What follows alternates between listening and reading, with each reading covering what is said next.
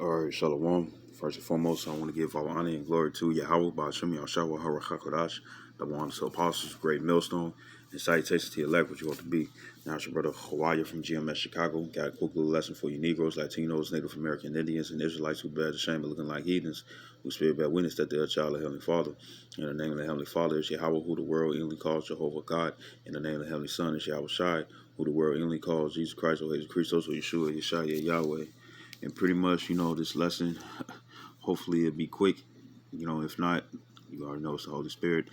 And just touching on a couple of topics. That sex is marriage. That wives are considered property onto their husbands. And even onto their fathers if they're not married. And it says, and there's no equality. And I got a couple of precepts. Hopefully I can stay in order and I don't veer off.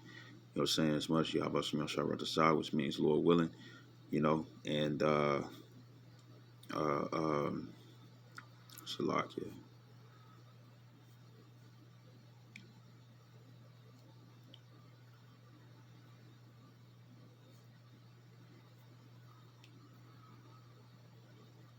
All right. All right, so I'm going to get right into it. So this is Genesis chapter 2, verse 18. It says, and the Lord Yahweh power said, it is not good that the man should be alone. It says, I will make him an helpmeet for him. And what's a helpmeet?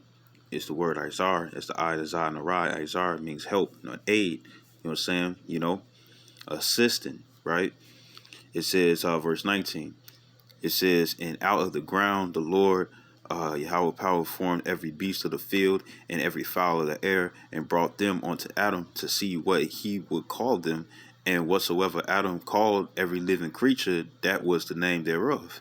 It says, and Adam gave names to all cattle and to the fowl of the air and to every beast of the field. But for Adam there was none found and helpmeet for him. What's that helpmeet? Isaiah again, It says, verse 21, it says, and the Lord power caused a deep sleep to fall upon Adam, and he slept, and it took one of his ribs and closed up the flesh instead thereof. And when it means when it's talking about his ribs, meaning of his own people. Because back then the people, it was more than one person. It's besides Adam and Eve, and how that and stuff was because the serpent was a man. And then you also what it says in Luke 1:70 and stuff, that the prophets have been aforetime from old, even from the beginning. So prophets were people. So the Adam wasn't alone. They were called the Adamites back then. The descendants of Adam. And it says and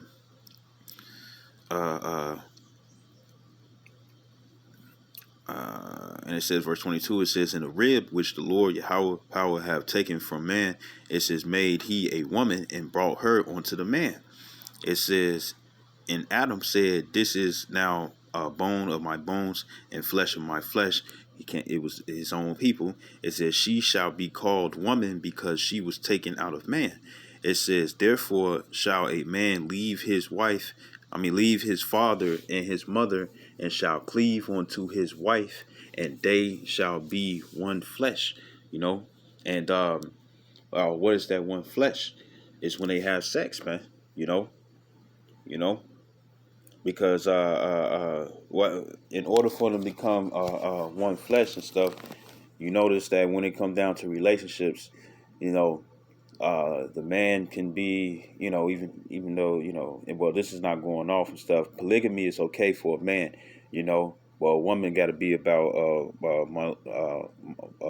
monogamy, monogamy. Meaning that they gonna deal with one spouse. A woman cannot be polygamous and stuff.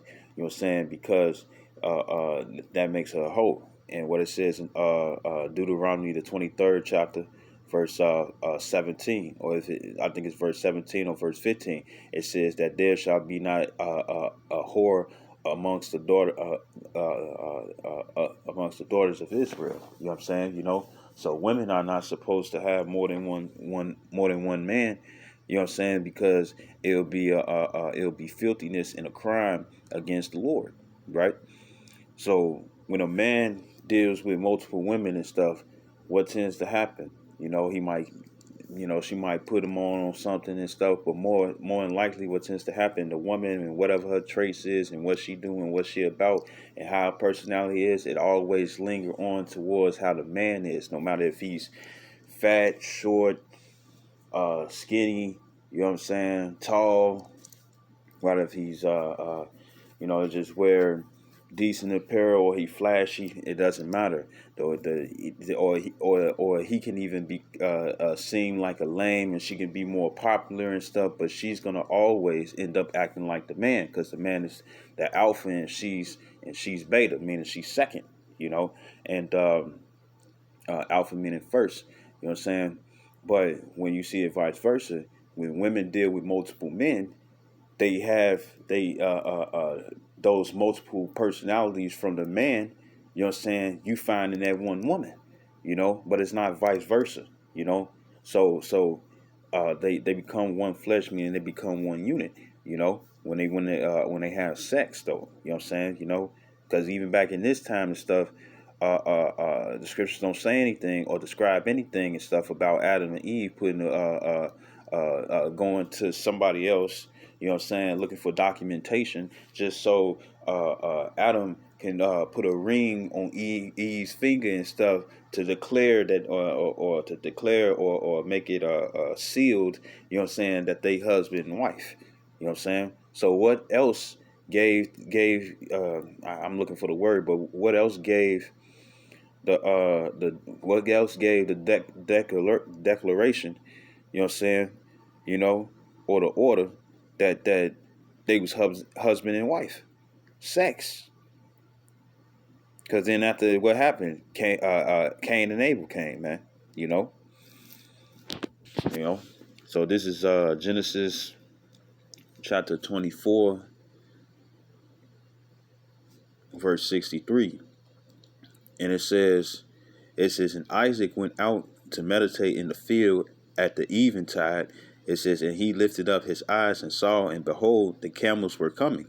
It says, and Rebekah lifted up her eyes, and when she saw Isaac, she lifted up off the camel, and Isaac had one of his servants go get him a wife, and it was Rebekah. Verse 65. It says, for she, right. It says, for she had said unto the servant, what man is this that walketh in the field to meet us? Well, it's like, well, yeah. It's the same. It says, and the servant has said, it is my master. Therefore she took a veil and covered herself. Verse 66. And the servant told Isaac all things that he had done, and Isaac brought her into his mother Sarah's tent.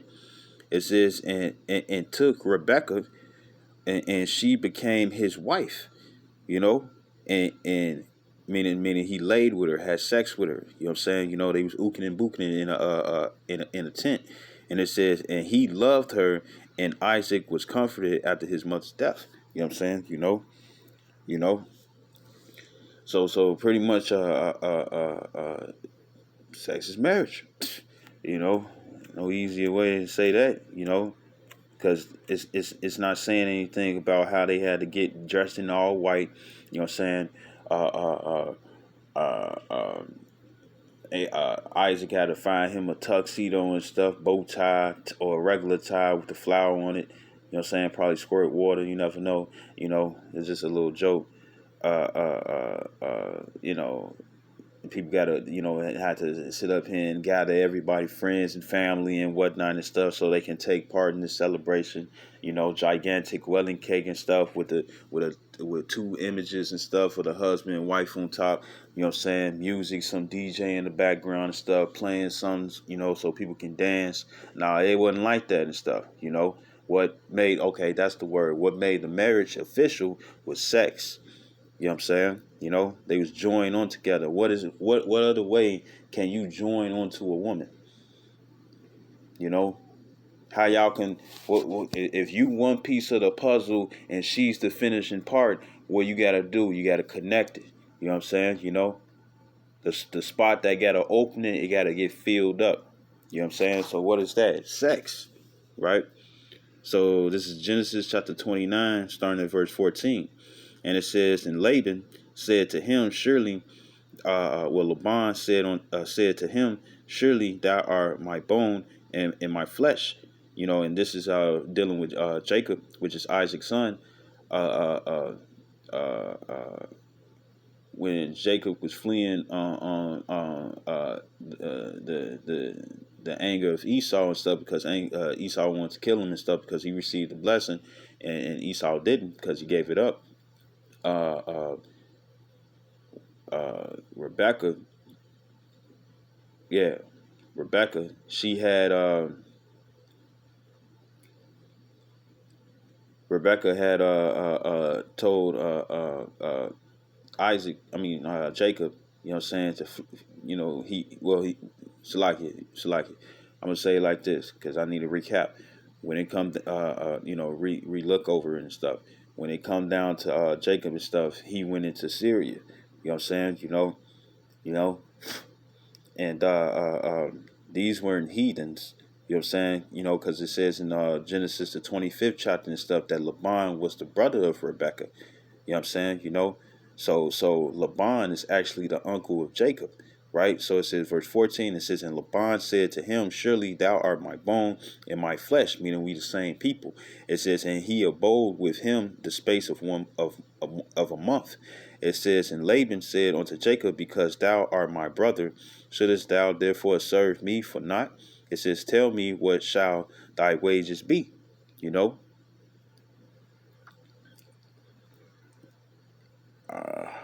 Verse 16. And Laban had two daughters. The name of the elder was Leah, meaning she was the firstborn, and the name of the younger was Rachel.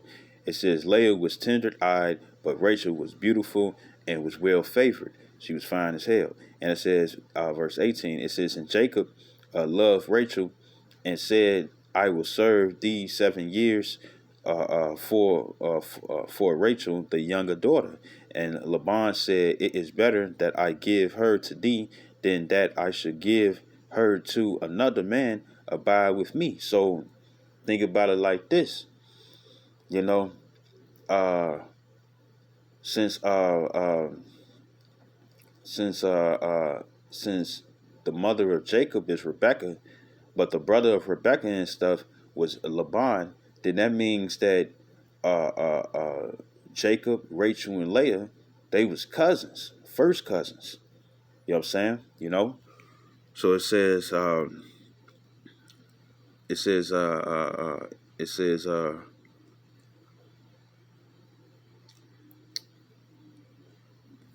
was I? Verse 19. It says, and Laban said, right.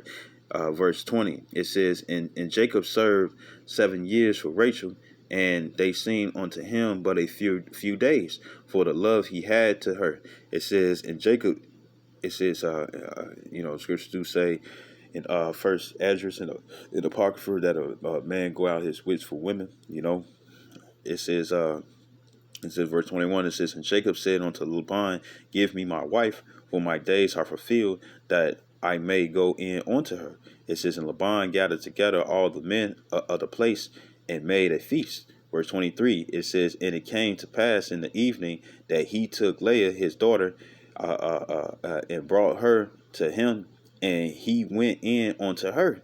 You know what I'm saying? So let's see. That's H9 935, and it's the word Bawa'ah. It's the Ba'wa and Bawa'ah. It says to go. It says come. It says I'm gonna skip through some of these. It says into. It says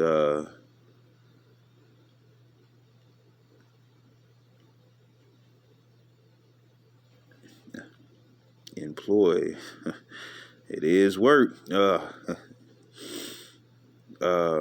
It says calls to enter in, enter into, entering, entrance, entry. You know what I'm saying, right? It says get. give, pipe. It says go down in to war. So it's battle. Invade. Imagine that. It says pull in, put, run down. You know, it says take in way. You know, it says enter. You know, to pretty much enter and stuff. You know, so what is the only way? How can you enter into a woman? You know what I'm saying? So it says, verse 23 again, it says, and it came to pass in the evening that he took Leah, his daughter, and brought her to him and went in unto her. It says, and Laban gave unto his daughter Leah Zipporah, his maid, for a handmaid. It says, and it came to pass that in the morning, behold, it was Leah, and he said to Laban, what is this thou hast done unto me? Did not I serve with thee for Rachel? Wherefore then hast thou beguiled me? Now you gotta look at it this way. They had a feast, you know.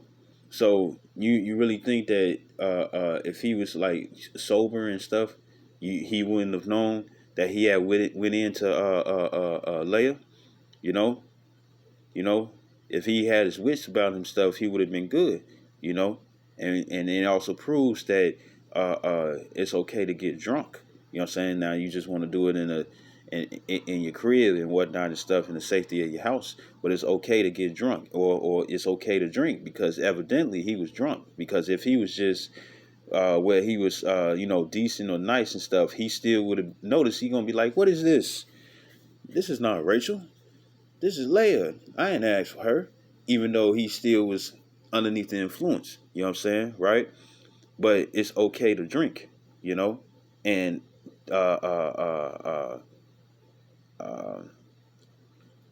Jacob got drunk, and that's the only reason why he wasn't able to notice if it was Leah or Rachel, and this is why he feels like that he got deceived, you know, because he would have caught it right then and there, right?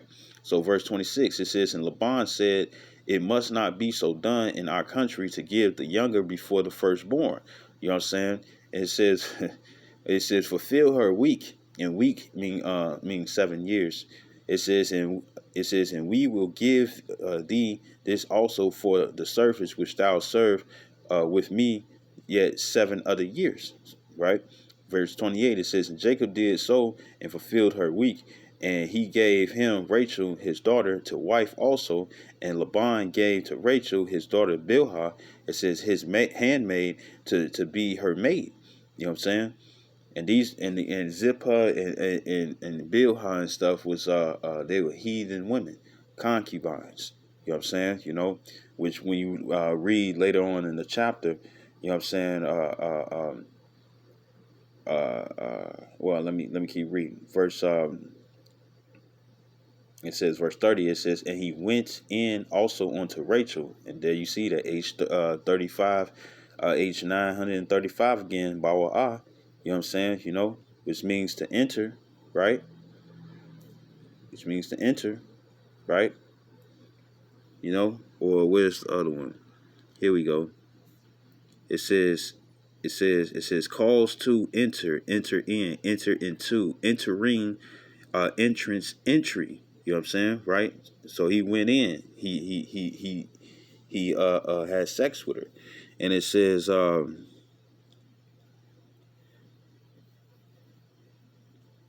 verse 30, it says, and he went in also unto Rachel, and he loved also Rachel more than Leah, and served with him yet 7 other years, you know, because then he ended up getting all the inheritance. It says verse 31, it says, and when the Lord no, Salaki. Well, you know, when you read further on and stuff, it goes into how Rachel, she's pretty much barren, meaning her womb was closed. You know what I'm saying? The Lord didn't allow her to have any children. You know what I'm saying? But later down the line, allowed her to do so. And, uh, uh, you know, that's why, you know, Scripture says time and place. You know, it's pretty much up to the Lord, you know. And she bare children, but she also gave Bilhah and Zipporah, and then Leah also gave her handmaids and stuff onto Jacob to have sex with and stuff to bear children, and out of those concubine women, you know what I'm saying, meaning heathen women, women who are not of the chosen line and stuff. What happened was that um, uh, uh, uh, the other patriarchs of the 12 tribes came out of them. You know what I'm saying? So you are what your father is, not your mother. That's what Esau does. Esau, people be like, oh, I'm this, that, and the third. You know what I'm saying? But you not what your mom is, because you ain't come. You was born through your mom, but you was actually swimming in the ball sack of your father. He's the one who shot into her, because the scriptures talk about in Deuteronomy the 24th chapter.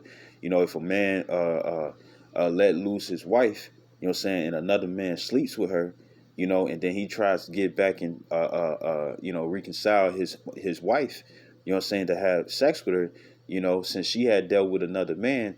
The scriptures describes the woman as a polluted land, so as a polluted land and stuff, because she had received seed from another man, so it's polluted, you know it's not familiar ground, it's strange ground now, you know what I'm saying, you come through and stuff, and it's from a distance, it looked like good ground and stuff that hasn't been breaking into and stuff, and you see the track, and as soon as you get closer, you see the tracks in there already. And it's the same. It's the same way when a man shoots his seed into the woman, because even when it comes down to the word sperm in a Greek, it goes back to sperma, which means seed. You know what I'm saying? So men place seed in women. You know. You know. And then So you're gonna have Israelites. Just put this point out here. You're gonna have Israelites and stuff that's gonna look like the heathens and stuff, but then at the same time they still what they father are and stuff. Because in order for you to be underneath a certain tribe, it's not based off your mom. It's based off your father, because you came from your father. The sperm cell is the baby that grows within the womb. You know. It's not the egg that's the baby. The egg holds the protein. The only thing that's alive is the sperm cell. It has a tail, look like a tadpole, and it swims to the uterus. You know what I'm saying? And what does the woman? And well, I think it's called an omen. What does the woman naturally do? She nurtures. You know what I'm saying? Doesn't the scriptures go back to Genesis, the second chapter, where it says that she's supposed to be a help or aid? You know what I'm saying? What do women do when they're pregnant and stuff? They eat for two. They support for two, not just for themselves, you know what I'm saying, but also for the baby that's in the womb that's growing, you know? Just a quick step on that, right? So this is Genesis chapter 38. Just a quick point on that. This is Genesis chapter 38, verse 6. It says, and Judah took a wife for and this is the progenitor, because remember the 12 tribes came from Jacob, you know what I'm saying? But the 12 tribes started off with progenitors, you know what I'm saying, and later on they became a nation, you know what I'm saying, right? So this is Judah, the progenitor Judah, it says, and Judah took a wife for his firstborn. You know what I'm saying? Also showing, this is also showing how a father, because it doesn't say anything about a mother doing this, a father, it a father can actually, it's in the movie Coming to America with Eddie Murphy and the guy that played Mufasa's voice. And what's his name? Arsenio Hall was in there and stuff as his like little side dude. I mean his bodyguard and stuff. You had old girl that was in all gold and stuff, and he was like bark like a dog, and she woof woof woof,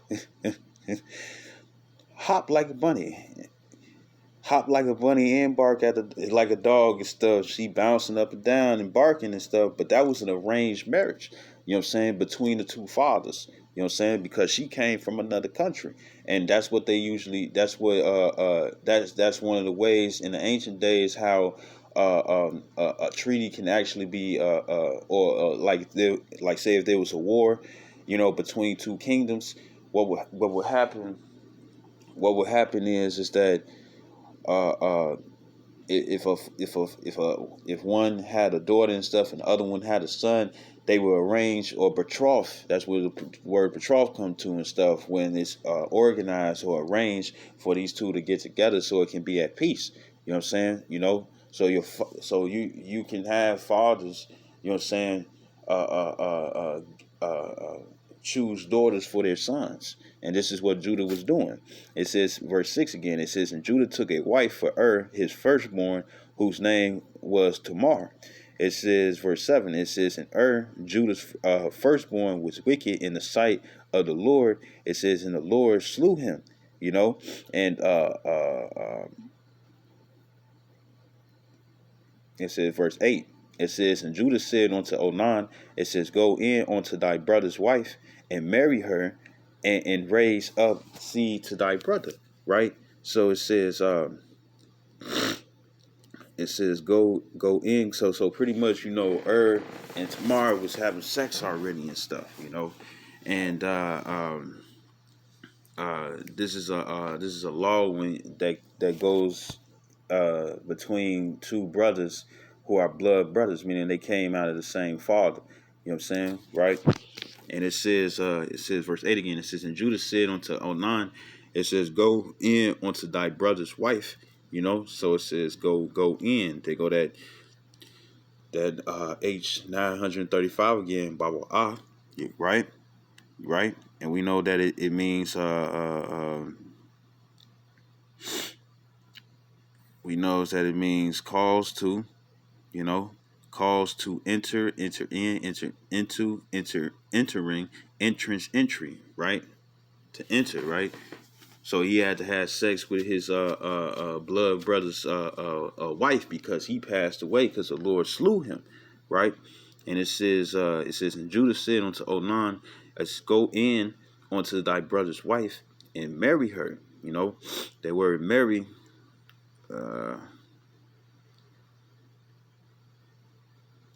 it's the word yabam. It's the yadaba nama yabam. And when you go down, it says to marry a deceased brother's widow. You know what I'm saying? Because that's what Tamar would have been. She would have been a widow. And a widow is someone who, you know, had a husband and stuff, but then he passed away, right? It says perform the duty of a husband, a brother marry. You know what I'm saying? Before the duty of a husband's brother. You know, so this what happens. And now it don't mean, you know, you and because you know Jacob is wicked. You know, you Negroes, Latinos, Native American Indians, and all 12 tribes. You know, the guys would be wicked and stuff, and they'd be like, oh, you know, I could just have an affair. You know, we could keep it on the low. You know, what I'm saying, this is the law. No, the law is if one of you all die. You know what I'm saying? You know, if one of you all die and stuff, if you all pass away and stuff, you know, and this is the reason. And it says, and raise up seed to thy brother. And it says, verse 9, it says, Onan knew that the seed should not be his. And it came to pass, you know, because you raising up the name of your brother and stuff, you know what I'm saying, continuing his seed line, you know. And it says, and it came to pass when he went in unto his brother's wife, it says that he spilled it on the ground, lest meaning that not that he should give seed to his brother, you know. And it says, and the thing which he did displeased the Lord, wherefore he slew him also. You know what I'm saying, you know. And when it says spilled it, meaning that he pulled out, he made sure that he ain't nothing to her. You know what I'm saying, you know he ain't bust all in a, you know, or what. with the Caucasians say jizz all in them. I don't understand why they call it jizz, you know. So, you know. So yeah, you know. So that's how you continue your blood brothers family line. You know, and he didn't want to do it, so the Lord killed him. You know what I'm saying? You know, so I want to go. I want to make an extra point. This is because every man is created the same. He comes into this world the same way, and he leaves out this world the same way. So this is Wisdom of Solomon in Apocrypha, chapter 7. I'm going to start at verse 1. It says, I myself also am a mortal man, you know, mortal of the flesh. It says, like to all, and the offspring of him that was first made of the earth. It says, and and in my mother's womb was fashioned to be flesh in the time of 10 months. It says, being compacted in blood of the seed of man. You know what I'm saying? So you come from a man's ball sack, men and women, you know? And it says that in 1 Corinthians 11 and 8, which I'm going to grab that right quick. It's 1 Corinthians 11 and 8. And it says, for the man is not of the woman, but the woman of the man, you know? So the man has male or female and stuff. You know, no, not male or female, but male and female. You know what I'm saying? When it comes down to sperm cells, you know, it can either be a male or it can either be a female. You know, whoever captured the egg. You know, and they show you that in Family Guy when you had I think his name was Stewart, you know, or something like that and stuff, and they was in there warring and stuff trying to get to the egg because it was the prize, but they all was sperm cells, you know, just just to give a visual, right? And it says back in Wisdom of Solomon 7 and 2, it says, in my mother's womb was fashioned to be flesh in the time of 10 months, being compacted in blood of the seed of man, and the pleasure that came with sleep. You know what I'm saying? So what pleasure do you know of that takes all your energy out of stuff where you rest? You know? What is, I forget, I think his name is Corporate or something like that. We be doing videos, and there was one when he was in the closet and stuff, and then it was wicked.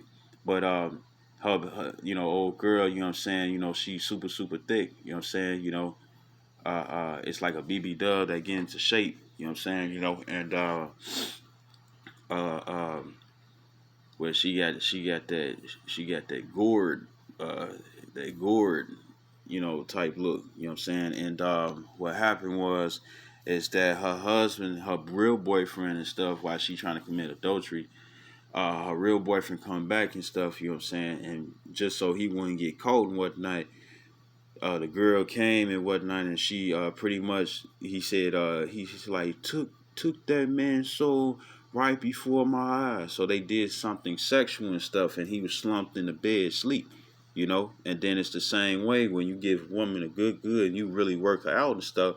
What tends to happen? She go to sleep. You got too many comedy skits that's out there and stuff where they have sex and stuff, and both of them be sleep and stuff, and whoever crib it is, they got to leave out in the morning because they got to work, you know. So what is this pleasure that come with sleep? Sex. And it says, verse 3, it says, and when I was born, I drew in the common air and fell upon the earth, which is of like nature, and the first voice which I uttered was crying, as all others do. Right? And that's what happened when it come down to babies. They cry. Verse 4, it says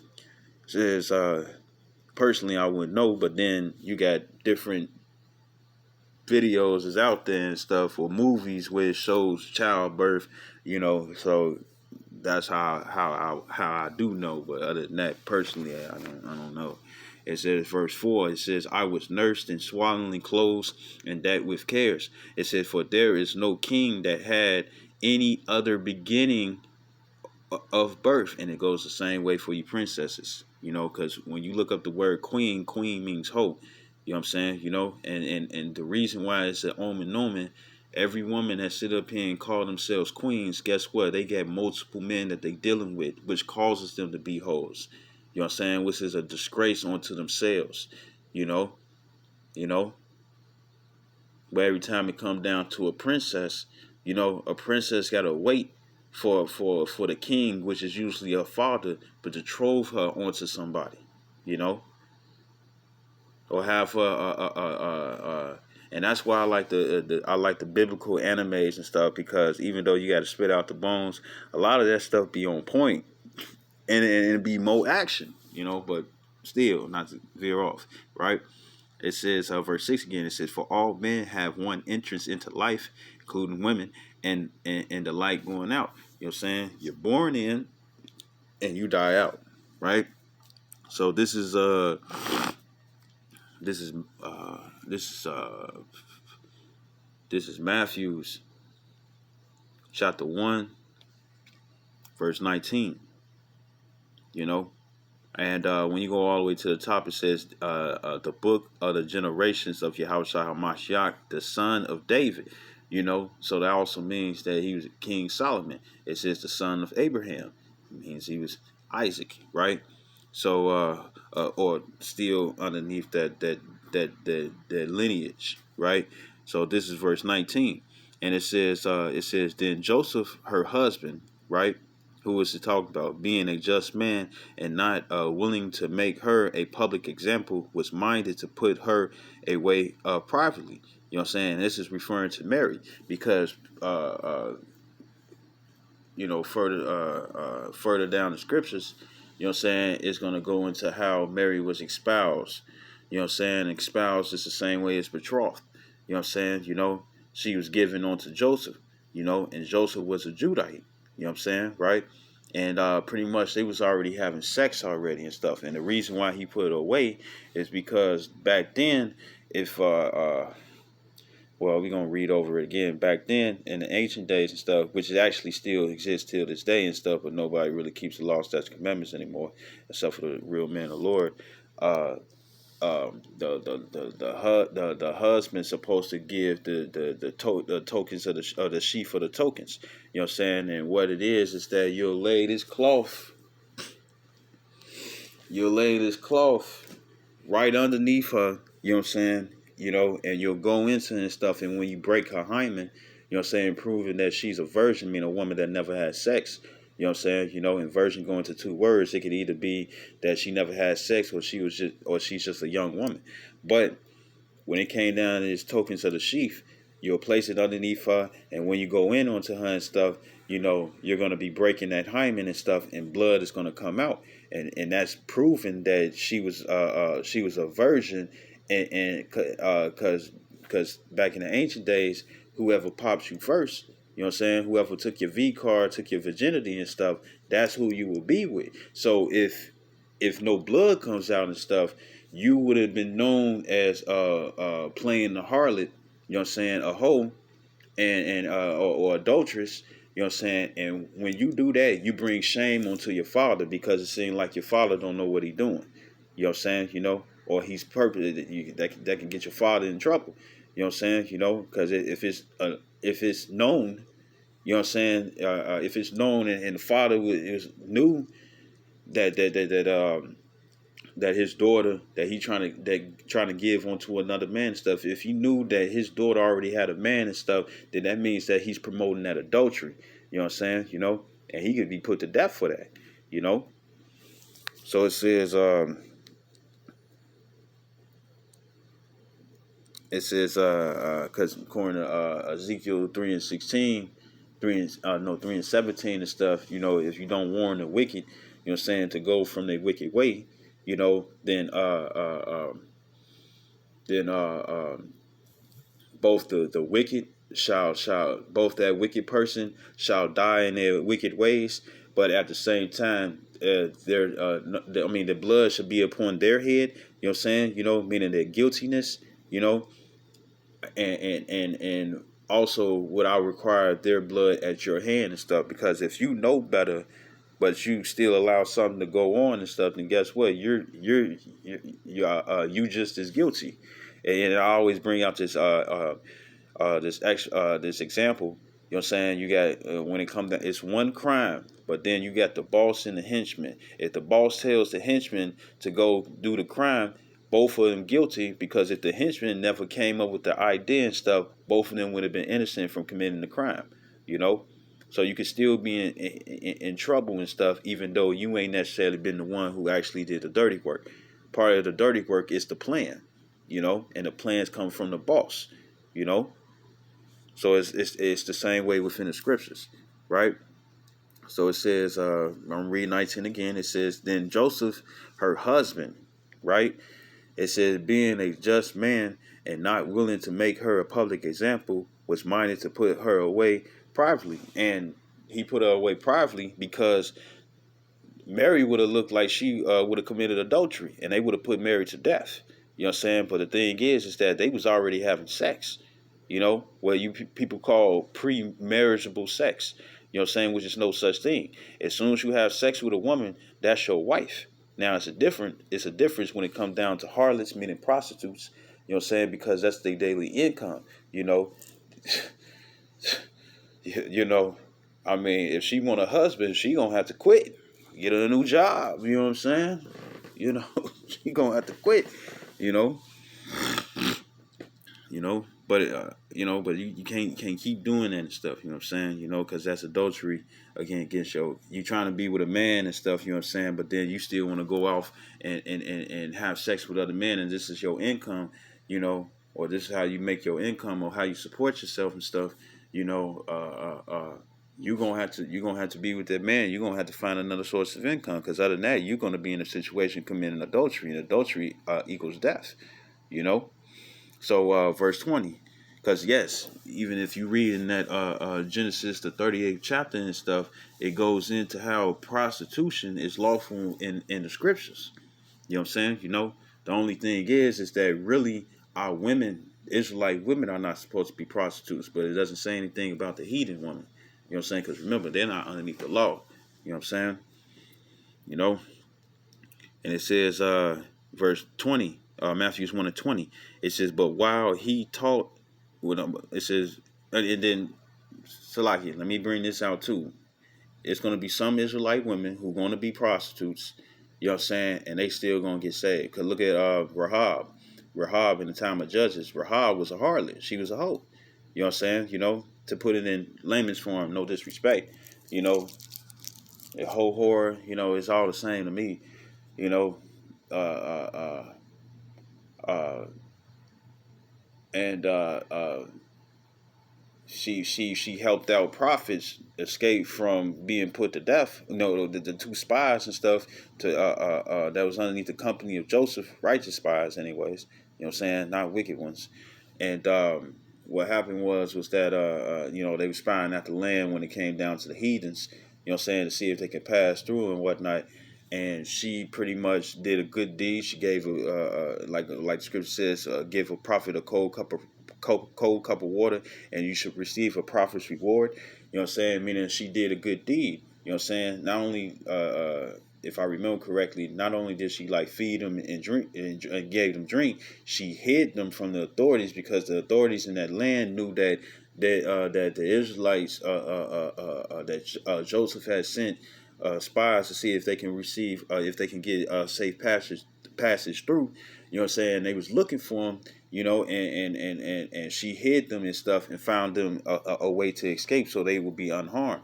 And that's written in Hebrews the 11th chapter. You know what I'm saying? You can do a good deed unto a prophet and whatnot and stuff, or multiple deeds unto a prophet, and that would be considered as charity. And what the scripture says, charity covered the multitude of sins. And Rahab, with her being a prostitute and what she did for those two spies, guess what happened? She had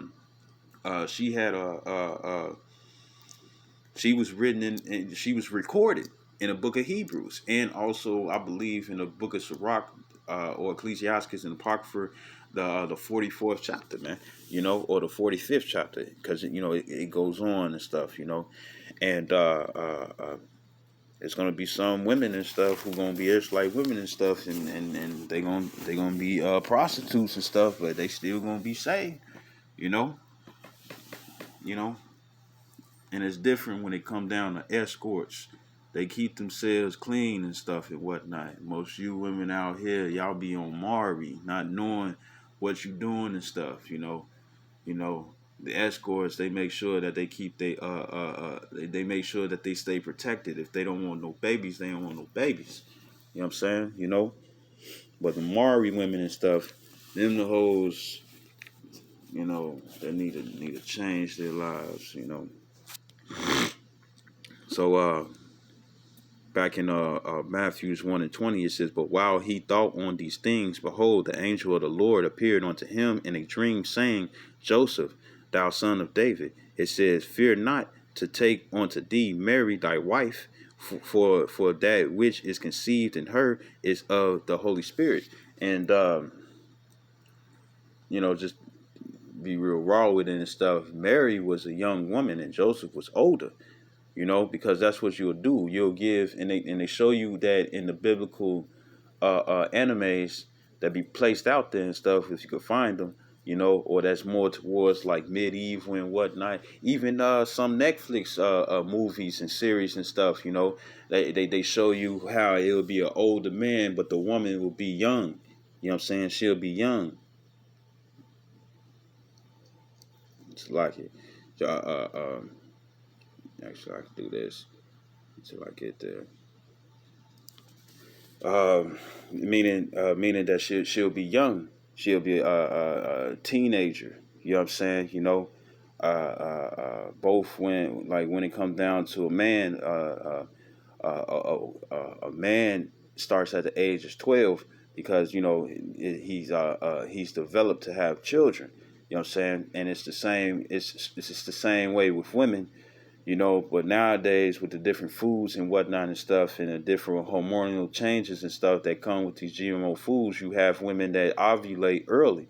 You know what I'm saying? And the reason why they call women is because children are not fully developed.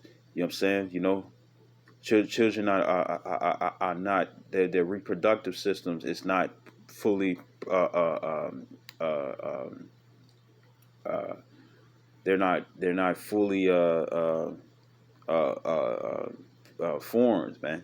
You know what I'm saying? You know, so for even if a woman ovulates and stuff, you know what I'm saying? You know, naturally it'll be 12.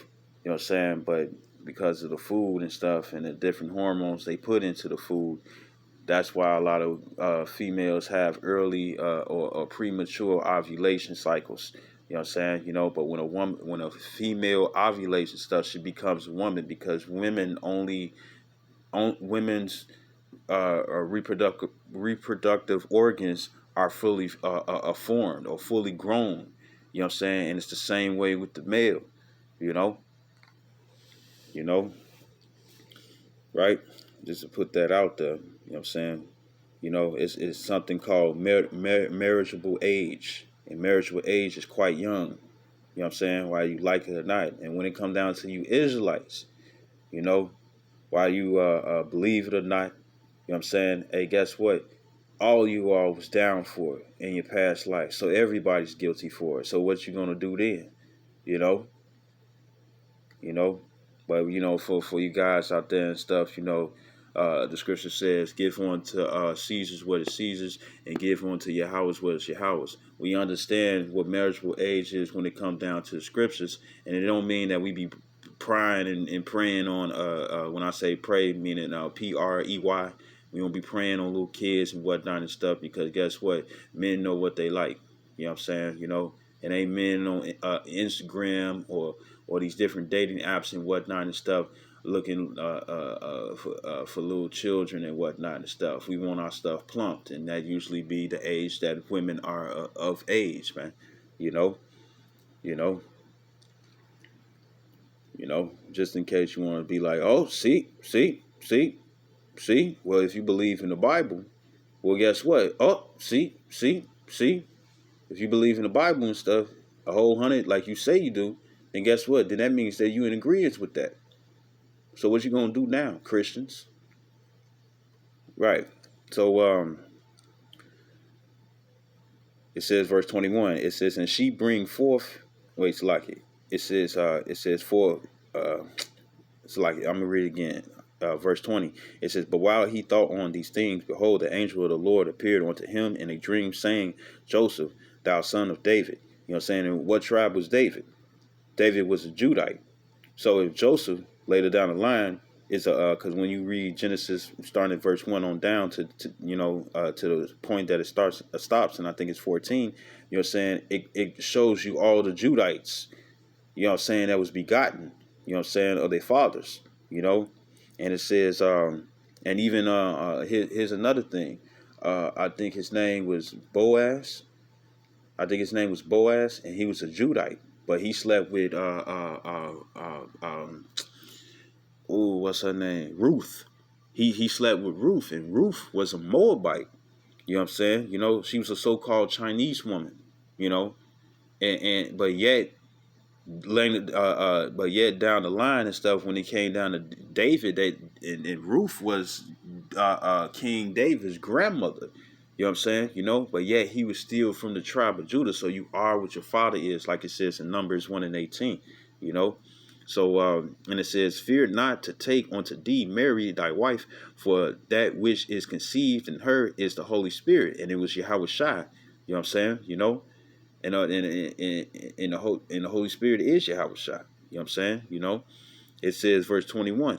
It says, "And she shall bring forth a son, and thou shalt call his name Yahweh Shai, for he shall save his people from their sins." You know what I'm saying? You know, and that's personal pronoun, his people. So his people has to be those of his nation, you know. And they tell you that in uh, Acts chapter 5, verses 30 and 31, you know, clear as day. And you can also read it in Romans 9, the ninth chapter, you know, verses 3 and 4, you know, who was given the promises, the laws, the covenants and stuff. So you already know who the Lord came to save, you know. There's too many scriptures out here and stuff, you know, showing you that, right? So this is and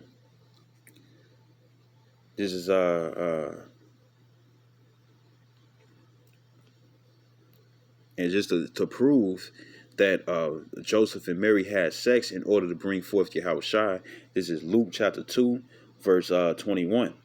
And it says, and when 8 days were accomplished for the circumcision of the child, his name was called Yahweh Shai. And you can read that in Genesis the 17th chapter. After the 8 days, you know what I'm saying, for those of the chosen line and stuff, you know what I'm saying, you know, from you know, all the way down, from starting with Adam, you know, when it came down to Isaac, you know what I'm saying, in Genesis the 17th chapter, after 8 days, you'll snip the foreskin off. You know what I'm saying? You know, and that was also used as a covenant between the Lord and Abraham. You know, and it says and plus it makes sense and stuff. You know what I'm saying? Because then you got to always peel back the foreskin and stuff just so you can clean the the rim and the head of the penis and whatnot and stuff. You know, instead of looking like what was it called, an aardvark. You know what I'm saying? At the mouth. You know what I'm saying? You know, you look like a mushroom, whatever buck they want to call it and stuff. But the thing is that when you circumcise the penis and whatnot and stuff and take that foreskin off, you know, every time you wash down there, you don't have to worry about pulling it back. So what if you forget? You have people out there that you got stories out there in different articles of people who never never pulled back their foreskin and stuff and just washed it how it is and stuff, and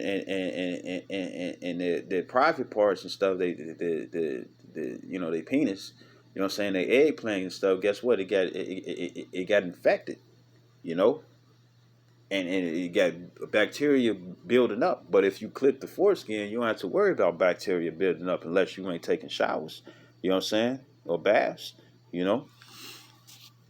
And then it's like it says in I think it's Romans 2:14. I'm gonna grab that right quick just to prove this point. This is Romans chapter 2:14, and it says, for when the Gentiles which have not the law doing by nature the things contained in the law. And these Gentiles are Israelites, foreigners. You know what I'm saying? Because remember, we fell away from our heritage, the great falling away, like it says in, so like I got the hiccups, like it says in 2 Thessalonians 2 and 3. You know what I'm saying? You know, a great falling away first, and that's when we lost our heritage. Psalms 83, right? It says, for when the Gentiles, the Israelite foreigners, you know what I'm saying, which have not the law, meaning that they weren't following the ways of the law, statutes, commandments, it says, do by nature the things contained in the law. These having not the law are a law unto themselves. You know what I'm saying? And you know, when you was born and whatnot and stuff, and your parents and stuff, you know, you really think that they knew anything when it came down to the scriptures to keep that commandment, but it was naturally in them. When the nurse or the doctor would ask, do you want your child to be circumcised if it was a male? You know what I'm saying? You know, and you'll say, and some, you know, there's a lot of people out there who was circumcised when they was young. You know what I'm saying? You know, uh, uh, uh, uh you know. A lot of people were circumcised when they was young and whatnot and stuff, and it was just natural to do that and stuff because the law was within them, you know, even though they wasn't aware of it. Like, well, the Bible says and stuff, and more than likely it was your mom, you know what I'm saying, you know, whether the father was in the household or not, but more than likely it was the mom, you know what I'm saying, who's more than likely are not going to really be all, women are not necessarily going to be super, super heavy into the scriptures, but they're going to know a little something stuff because they go to church. You know, they're going to be aware of certain things, but it's going to be certain things that's going to be written in them, and they're going to do that's lawful according to the scriptures. You know what I'm saying? And this was a covenant that was made between Abraham and Isaac, you know? So going back to Luke 2:21, you know, to prove that Joseph and Mary had sex, it says, and when 8 days were accomplished for the circumcising of the child, his name was called Yahweh. It says, which was so named of the angel before he was conceived in, in the womb. And I believe I think the angel that was speaking to Joseph was Gabriel, but I could be wrong, so Salaki, don't quote me on it, right? And it says that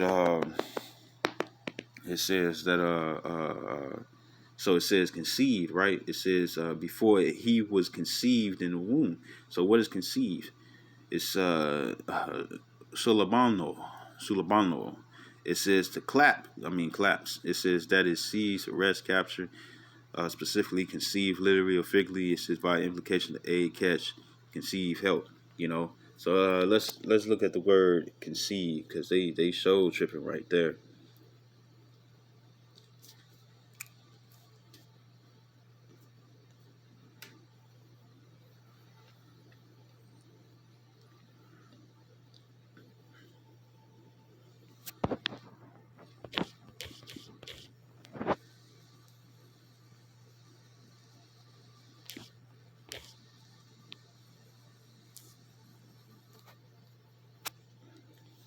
It says conceive. It says late 13th century.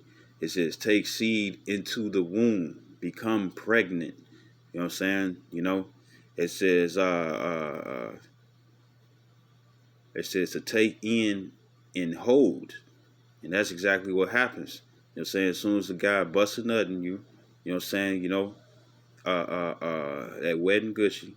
As soon as he busts a nut in you and stuff, you know what I'm saying, what tends to happen, if you get pregnant and stuff, your womb closes, you know what I'm saying, you know, where you don't get pregnant anymore, and you hold whatever seed that was able to enter into the uterus and catch some of them eggs, you know. Oh, so hey, it's the seeds. And that's exactly what the sperm cell does. It seizes an egg, you know. And and it says become pregnant. It says combining. It says to take. You know what I'm saying? To grasp.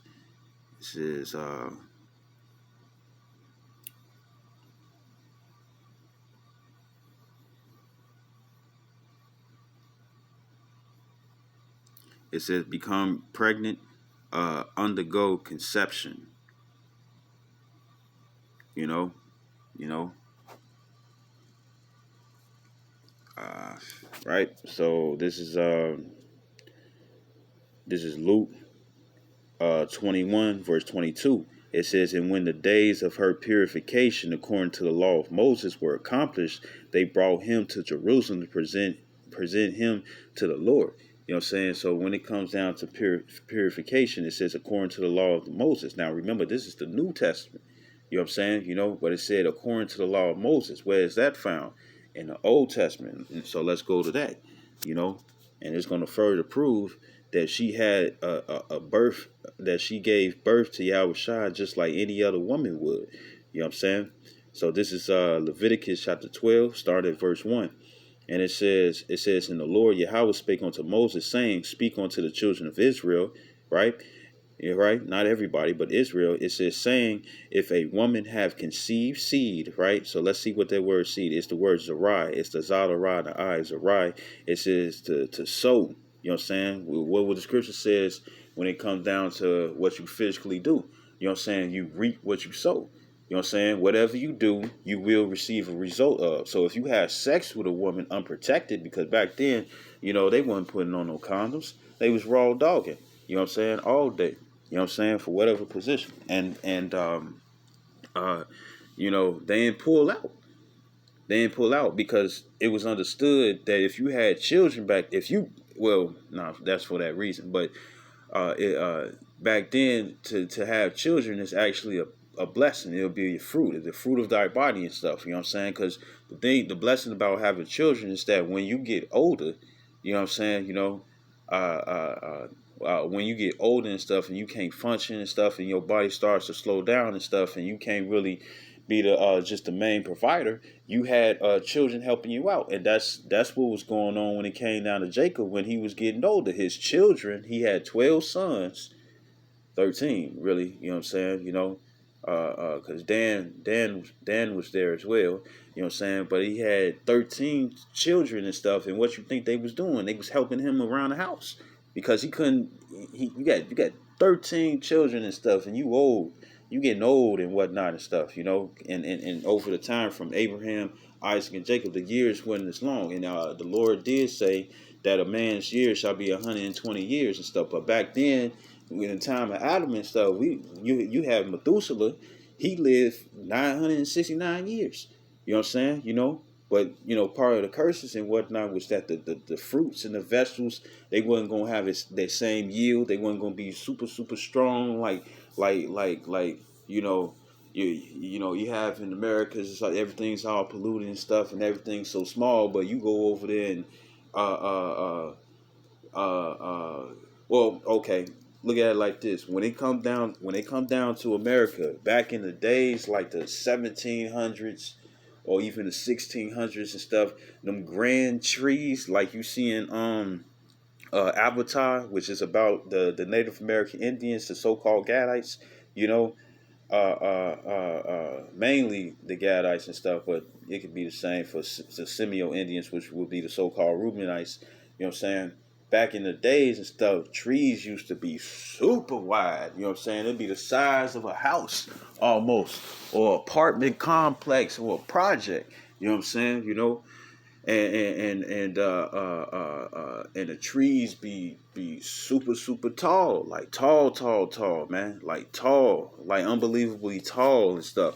And you got old pics where you had Edomites, and what do? They saw it down and stuff. And this tree would have because the tree, when you cut it down, you see the rings in the stump. You can see how old the tree is by the stump. And these trees will have multiple upon multiple rings in it and stuff. You know what I'm saying? And it shows that it was an old tree, but yet it would still be flourishing. And it still have it ain't even dead yet and stuff. You know what I'm saying? You know, homes to many birds and squirrels and sparrows and different animals and stuff. You know, woodpeckers and different bugs and whatnot and stuff. You know, it was grand. You know, so you know, over time, not to go too far, over time, you know, when it came down to Abraham, then it came down to Isaac, and then, well, during the time of Noah, that's when the Lord said that a man's lifespan should be 120 years. Now, there's some that live further down and stuff, you know what I'm saying? But hey, you know, that's pretty much the average, and and um, over time, you know, Scripture says in the book of I think it's Second Ezra, the 6th chapter, I believe, in the higher verses, in the beginning verses, and it goes into how a man's stature would be like depleted. You know, if the food was depleted and we getting less nutrients than how it was before, then guess what's going to happen? We're not going to grow as tall as we do now. You got some that do have growth spurts. We're not going to grow as tall as we used to. You know what I'm saying? You know, we weren't gonna be as muscular and whatnot and stuff. We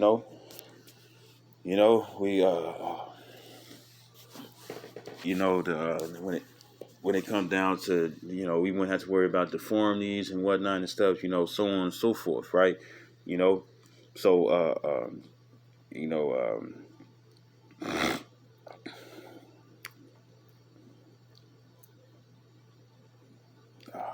It's like, yeah, I had a brain fart.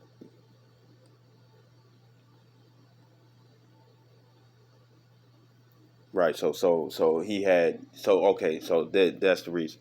The water y'all about shooting outside. So what happened was is that when it came down to Jacob, he was getting old, and you got 13 sons and stuff helping you around, and that's the blessing of children. You know what I'm saying? Instead of being old and have to do it by yourself. You know what I'm saying? Your body breaking down and stuff, and you can't really do as much as you used to and whatnot. Right. So going back to this is not Zechariah, Leviticus 12:2. It says, "Speak unto the children of Israel, saying, if a woman conceive seed," right? The word seed is sarai, it's a zadarah, and the I is arai, which means to sow. You know, right, to sow. So you sowing seed and stuff. You breaking up that fallow ground, man. That hard ground, you're breaking it up. You know what I'm saying? Sometimes it takes a couple of taps, you know what I'm saying? And then boom, something pops, you know what I'm saying? You in there, right? And it says to disseminate, it says plant, fructify, it says bear, conceive, seed, set with sower, yield. You know what I'm saying?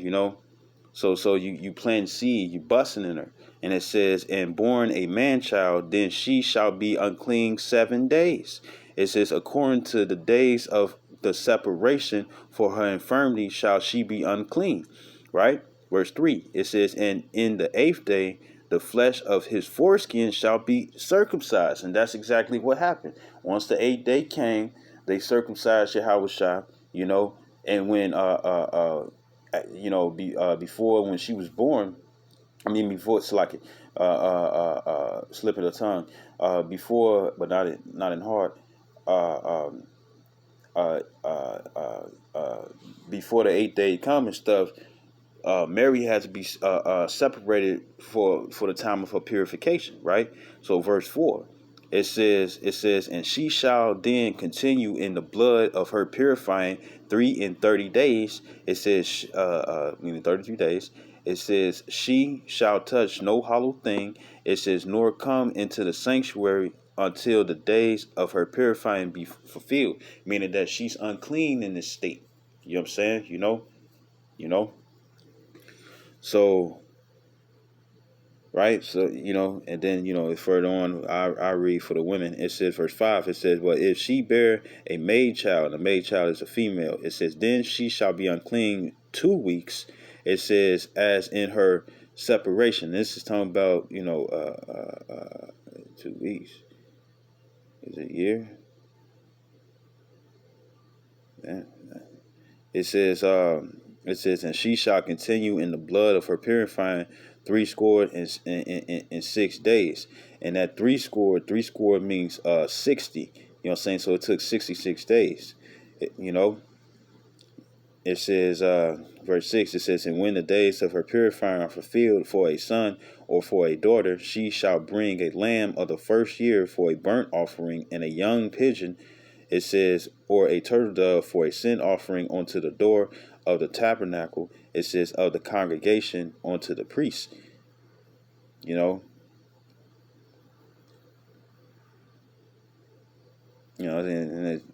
that's pretty much going into it, right? So then this is Galatians. This is Galatians chapter 4, verse 4. And it says, but when the fullness of the time was come, the Most High sent forth his Son, made of a woman, made under the law. And we see that. We see that. It goes back to the wisdom of Solomon. You got to have sex, right? And then it goes to the Matthews 1:19 through 21. You know what I'm saying? Yahushua was born, right?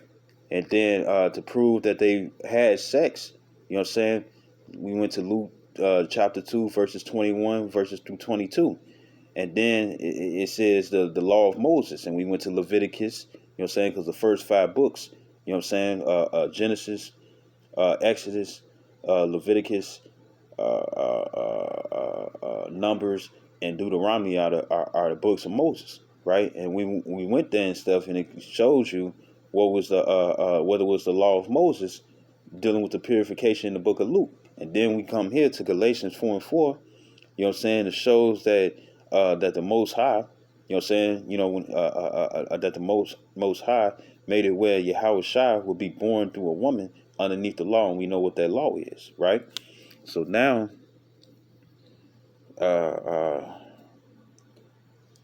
because remember,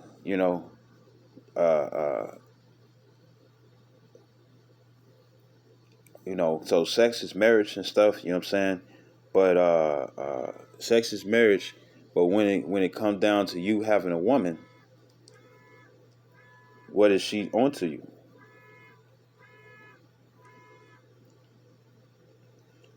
This is Sirach or Ecclesiastes in the Apocrypha, chapter 36, verse 24.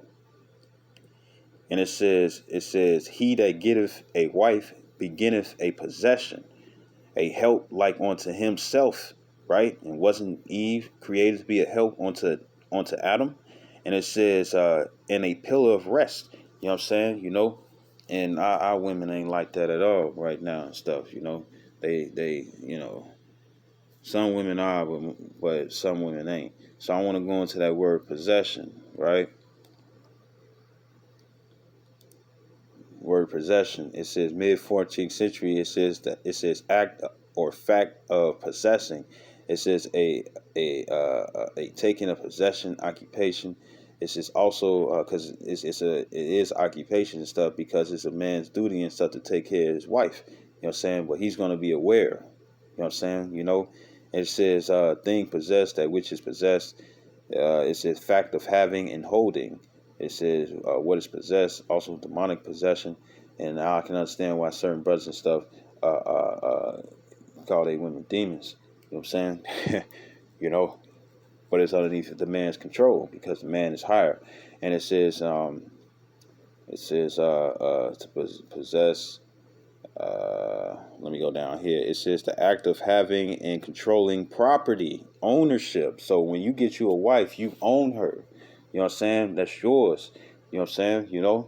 Like how you buy you a car or buy you a house. It's yours. You own it. It's yours. You know what I'm saying? So when you have sex with a woman, that's yours. You know what I'm saying? You're in control of that. Nobody else.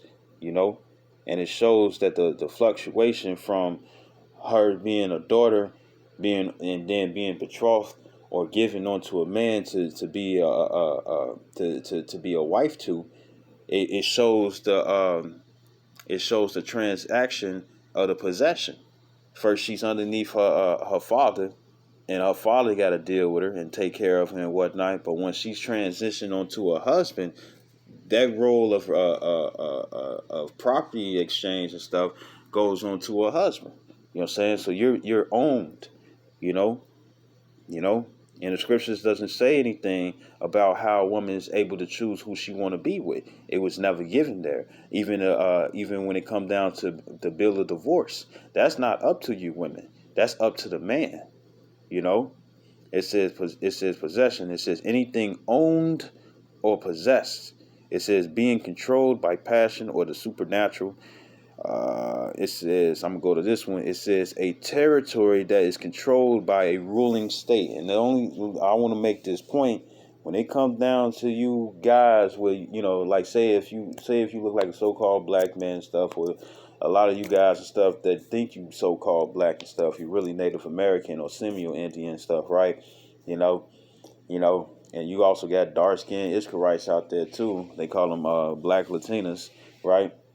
Or black Latino. And the thing is that you'll have well, it was told to me, about older brother, the brother Capo. He he was talking about it and stuff, because it's like, man, why the Mexicans get mad when you try to, deal with one of their females and whatnot and stuff. Why they get mad? And he said because they territorial. Now, when it comes down to it, if there's a woman and she happens, like, say, if I wanted to get with a Hispanic woman and stuff, right? The thing is that if she's free and she's single and stuff, just because she's from the tribe of Issachar and stuff, or she looked like your nation and whatnot, because we every tribe is a nation within itself. Just because she looked like your nation and stuff doesn't mean that I'm crouching on your territory. If I was crouching on your territory, then that means that I'll be crouching on something that's of your possession, whether if it's your daughter, or your wife. You know what I'm saying? Them the only things that you own. You don't own another Mexican woman and stuff just because she's Mexican. That's not yours. And the same way when it comes down to another so-called black woman and stuff, if she's single, and she ain't with nobody and stuff, you know, guys shouldn't be getting butthurt and stuff like, man, he coming to us, woo to woo and stuff, It's like, but that's not your property. You don't own her. She's free. Now, if she get with me, then guess what? That's going to be my property, and I got to take care of her. You know what I'm saying? But other than that, it's even the same way when it comes down to heathen women. I see it amongst the Edomites all the time and stuff. They be getting butthurt, once they even see that so-called, it's really when it comes down to anybody who's caramel skin or dark skin. You know what I'm saying? But and then also some Mexicans too and stuff, because when it comes down to it, they seeing who the real people are, so they gonna be mad regardless. You know what I'm saying? But when it comes down to it, when we come around, it be them two spirits and stuff, and they you got the spirit of Jacob and you got the spirit of Esau, and they be hating one another. And when you deal with one of their women and stuff, or they see that you trying to deal with one of their women, they got a problem. But guess what? That's not your territory if she's not yours. If they ain't your girlfriend, they ain't your wife, it ain't your daughter, it ain't your territory, man. You know, you know. And plus, they like Jake anyways, right? So this is So let me go into the word possess, so it could be it says possess, verb, action, right? Because it's an action, it's something that's happening. You know what I'm saying? Present, future. You know what I'm saying? And then later down the line, it's past recorded, right? And it says late 14th century. It says to hold, occupy, reside in. It says without regard to ownership. It says back formation for possession, and in part of to have, and hold, take, be in possession of.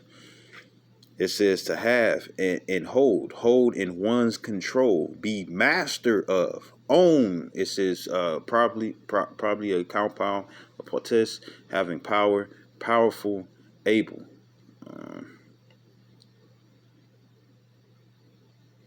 It says have an attribute, knowledge, or skill. It says have ownership or possession of, own, have. It says enter into and control. You know what I'm saying? So there you go. If you get yourself a wife, you know what I'm saying, which is through sex, you know what I'm saying, then guess what? You get yourself a possession. You own her. You know what I'm saying? And I want to grab this. This First Kings chapter 11. I'm starting verse 1. It says, but King Solomon loved many strange women. What are strange women? Heathen women, women that are not Israelites, because Solomon was from the tribe of Judah as well, because he was King David's son. It says, together with the daughter of Pharaoh, the daughter of Pharaoh, you know what I'm saying, Egyptians. It says, women of the Moabites, the Chinese, women of the Ammonites, the Japanese, the women of Edomites, the Caucasians, white people. It says, fat white ass. It says the Zidonians, which are the Canaanites. You know what I'm saying? It says in the Hittites, which I also need the Canaanites as well. And it says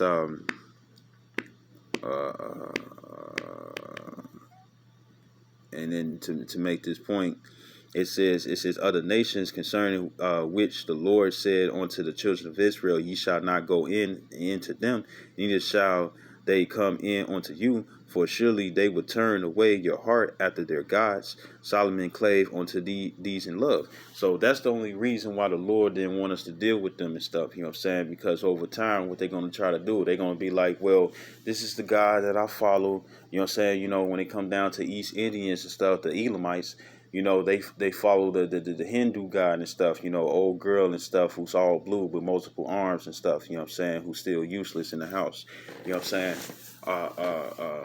who killed her husband, and that's where that tongue being stuck out and stuff, you know what I'm saying, that's what goes back to it. When her tongue is stuck out, it was shame because she killed her husband and stuff, and all, you know, the women, they do that and stuff, you know, they stick their tongue out and stuff, you know, that goes, that's symbolic, you know what I'm saying, for some wickedness, you know,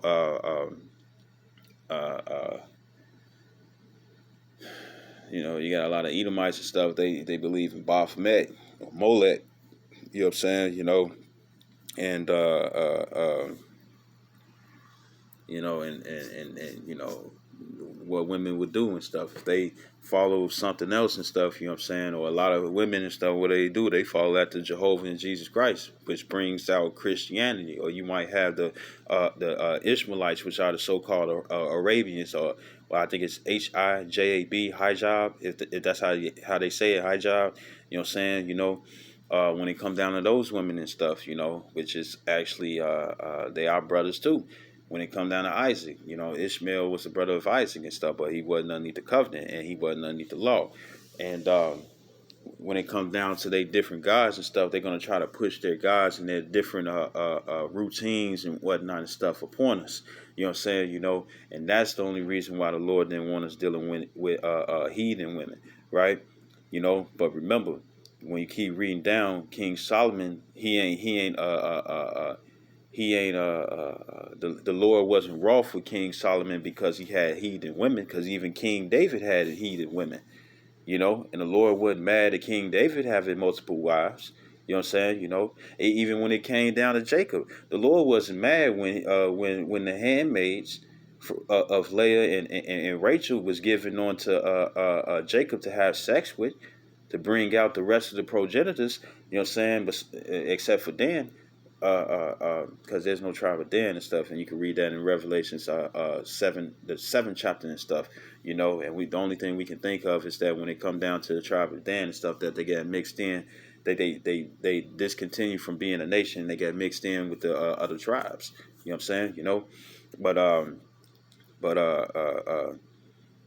you know, right. But when it came down to it, you know, they deal with different heathens. You know what I'm saying? You know, in the bigger book of Chronicles, you know, when it goes into the different genealogies and stuff, you know what I'm saying? When they was going by the pedigrees, there was a lot of children. There was a lot of children and stuff who was underneath heathen women. You know, you know, you know, and I think in the book of Nehemiah, that's why, you know, Nehemiah was getting on the children of Israel, because they was linking in with heathen women. You know what I'm saying? You know, but it ain't nothing wrong with getting with heathen women. You know what I'm saying? You know, look at Boaz, King David's grandfather. You know what I'm saying? You know, if I got it correctly, he married a Moabite. You know what I'm saying? Which is Ruth. You know what I'm saying? You know, and you know, uh, uh, uh, The Lord ain't chastised him for doing that, you know. So it's just the fact that the Lord doesn't want us to fall away from Him, and heathen women can do that if you deal with them. So always be on your P's and Q's and stuff when they trying to slip in a little of their doctrine and stuff, and then be like, well, look, that's you, but I'm following this, right? So verse 3, it says, and he had seven. It says, this is King Solomon. It says, and he had 700 wives, princesses, and 300 concubines, and his wives turned away his heart. And this is why the Lord got mad. The Lord got mad because they turned away his heart. Verse 4, it said, for it came to pass when Solomon was old that his wives turned away his heart after other gods. So they made him start going after other gods and stuff, you know what I'm saying? And it says, and his heart was not perfect with the Lord, his power, as was the heart of David, his father. You know what I'm saying? So that's the only reason. But you could deal with heathen women if you want to. And what is a concubine? Let's get it. Well, let me get into Hebrew first. This is concubine. It's the word payalagash, payalagash, and it says paramour. They ain't gonna say it right here. So let me put it in here.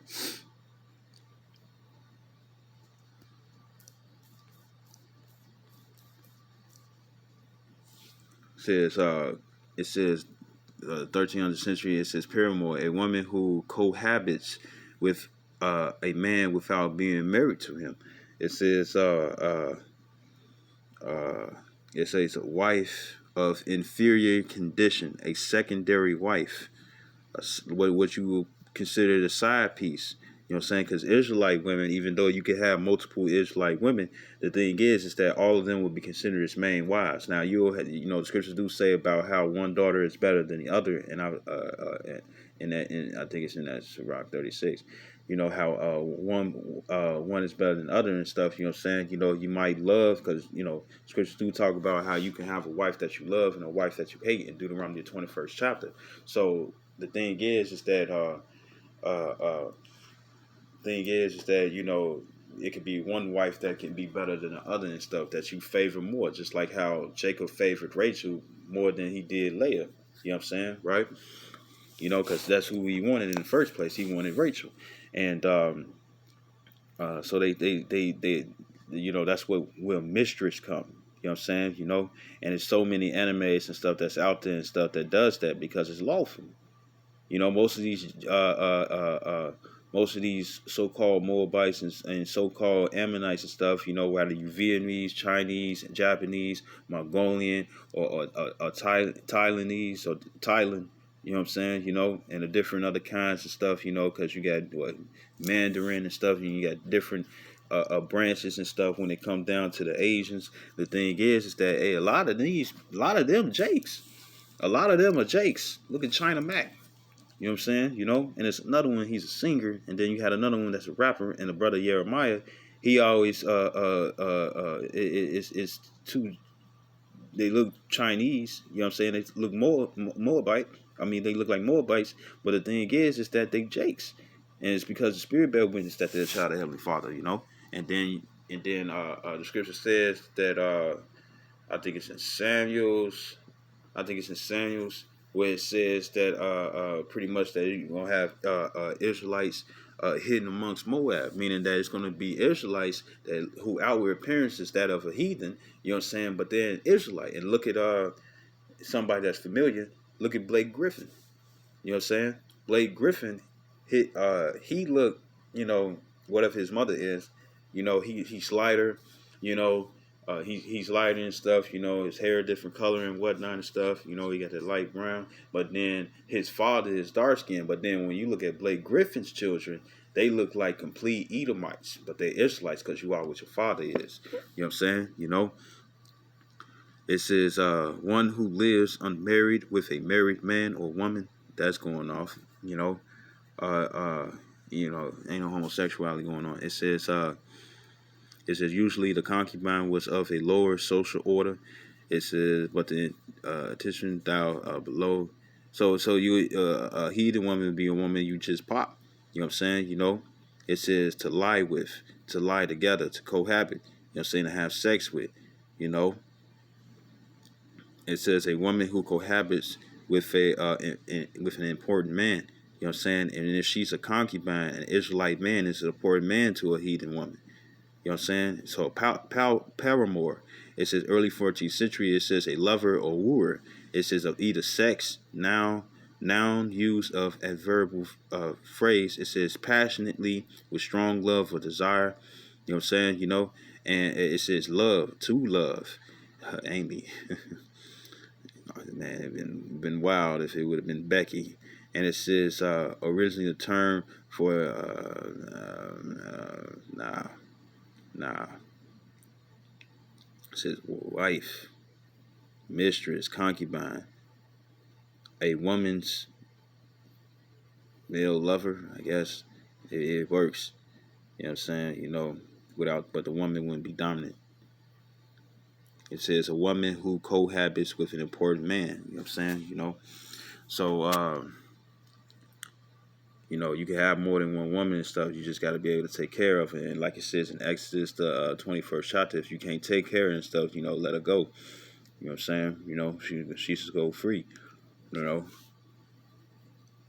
know, but some laws can't be kept. You know, some women are pleased to dwell with certain men. So, hey, so I'm gonna go to this. This is Deuteronomy, chapter 22, verse 13, and it says if a man take a wife and go in onto her, you know, and they go to H 935 again and stuff. Entering, entry, enter into. You know what I'm saying? It says enter unto her and hate her.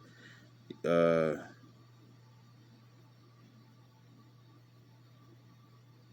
and okay, it says and hate her and give occasion of speech against her and bring up an evil name upon her and say I took this woman and when I came to her I found her not a maid. You know, and you go into that word maid. It's the word bafwala. It's the ba, the da, the wa, the la, the ya, and a mum. So like in the ma, it's bafwalium, and it says virginity. You know what I'm saying? It says by implication and concretely the tokens of it and stuff. So virginity and stuff is talking about meaning that uh, um, meaning that she's not a virgin. You know what I'm saying? Meaning she has sex already and whatnot and stuff, right? And this is what they, you know, what this going into. You know what I'm saying? And the other one is la yama. You know what I'm saying? Or lamaya, and it means a young woman. You know what I'm saying? You know, a woman that's marriageable age would be a lamaya. You know. Speaking of which, let me see right quick.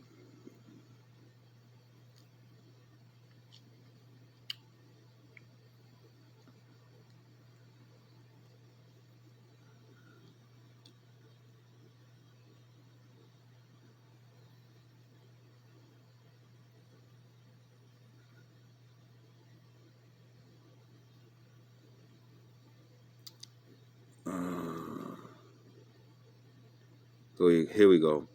Oh, Ilum is Ilama. It says virgin, young woman, or marriageable age, maid or newly married. Uh, you know.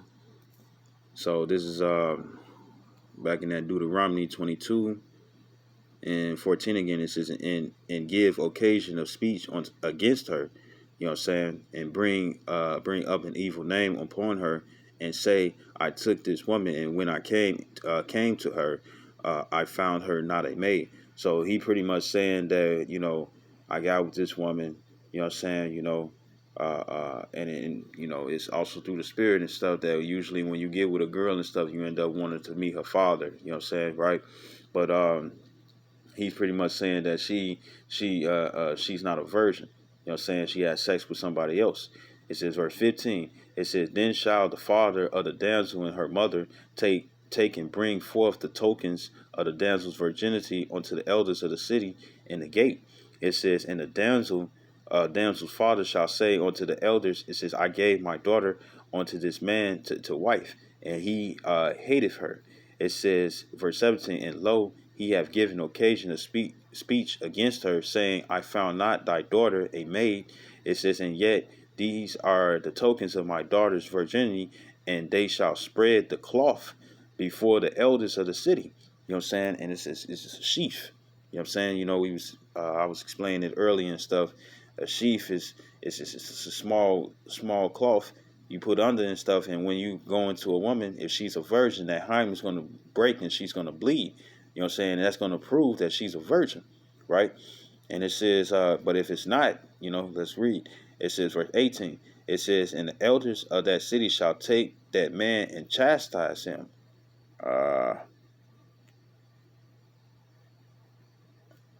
It says, and the elders of that city shall take that man and chastise him. And it says, and they, where I go to. It says, and they shall immerse him in 100 shekels of silver. You know what I'm saying? So now he got to pay for it because he lied. And this also proves that you can't just be sliding in any woman that you want to and stuff. You know what I'm saying? There's consequences. You know what I'm saying? And the consequences is because, like say if women was,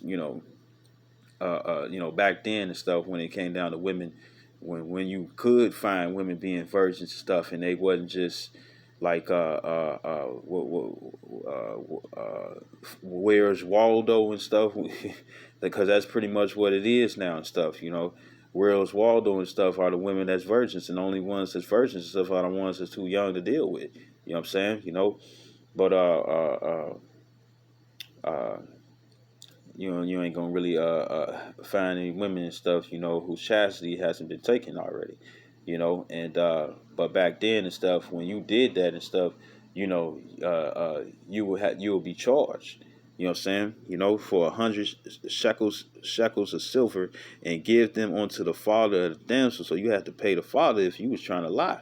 You know what I'm saying? It says, because he had brought up an evil name upon the virgin of Israel, and she shall be his wife, and he may not put her away all his days. So guys, just try to just I'm just gonna slide in this right quick. You know what I'm saying? And then I'm gonna do this, trying to finesse and stuff, and just go about their business and stuff. And you can't do that. And now today, what would be the consequence? The woman could be a whole bitch. You know what I'm saying? You hate her. She get on your motherfucking nerves and stuff. You know what I'm saying? And it's gonna be up to the Lord if he offer and stuff. But then that's why you don't go for women that just look good and stuff. You want to go for a woman and stuff that could aid. You know what I'm saying? Because what good is a woman if she's supposed to aid, but she's expecting you to supply her with everything and stuff, or aid onto her and stuff? Now, don't get me wrong and stuff. Do give your due benevolence and stuff onto your wife if you're dealing with her and stuff.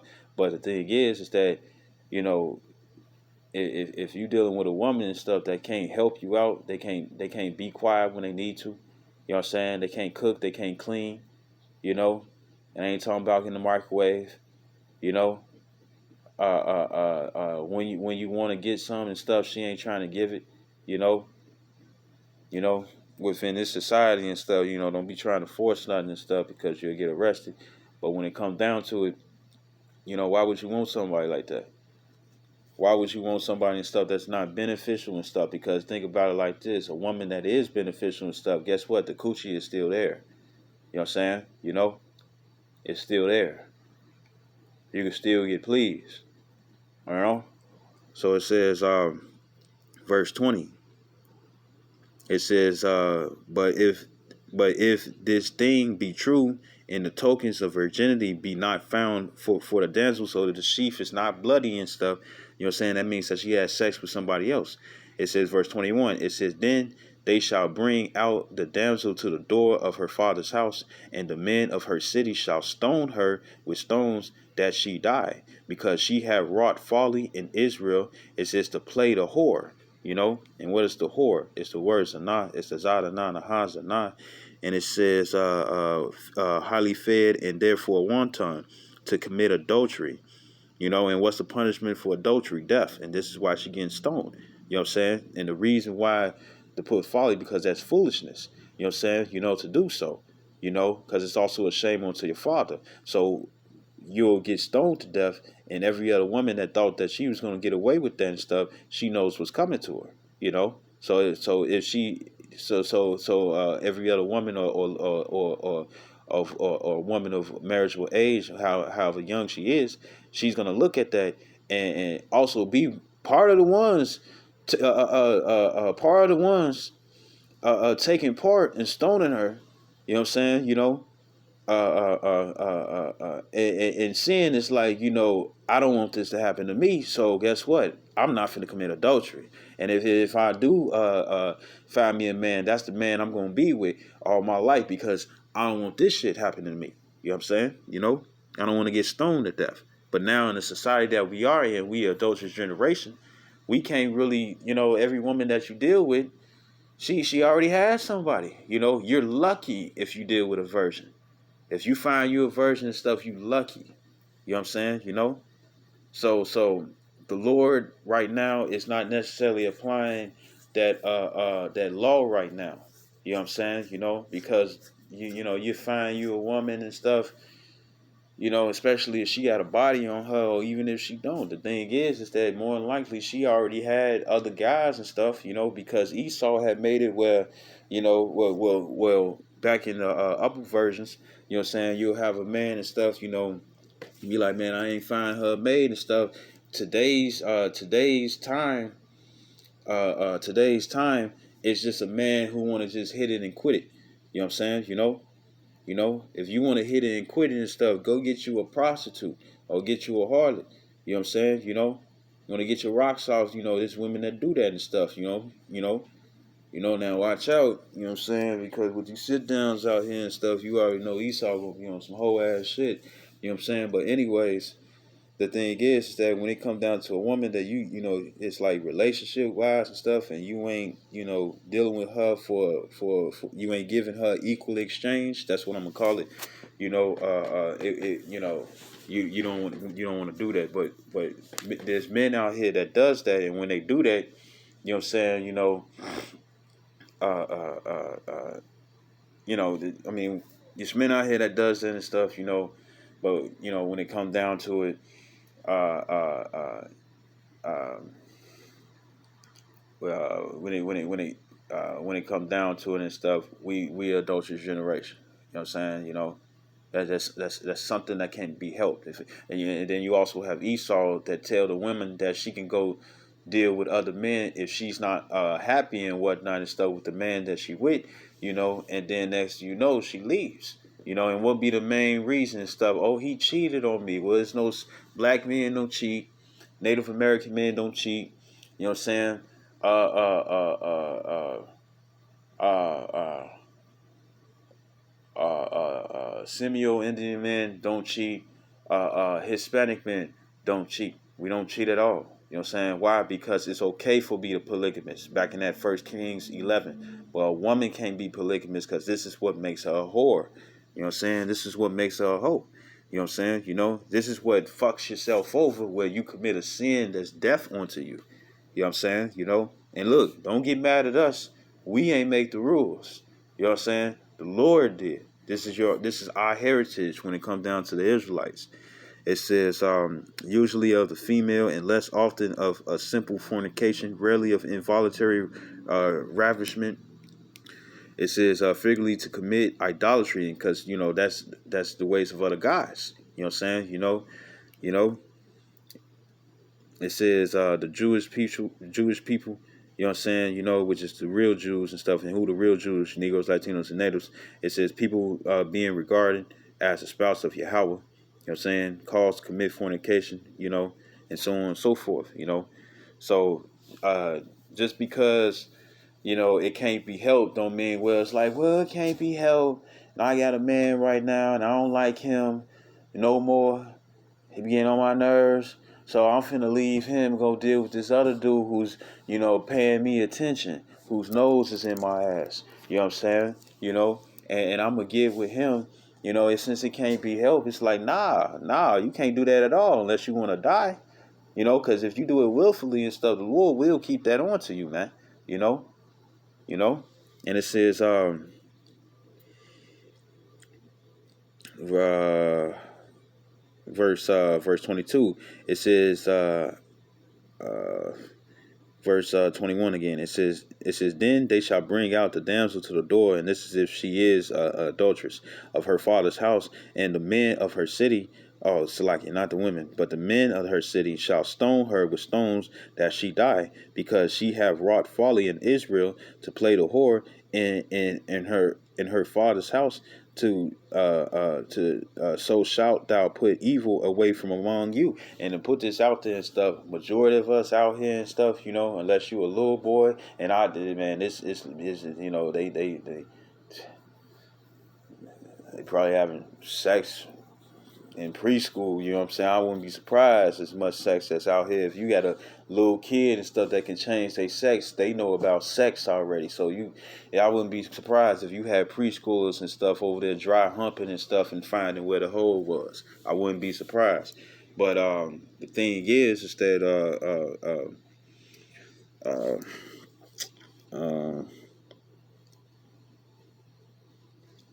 that we more than likely and stuff, you committed adultery. That's the point that I'm trying to make.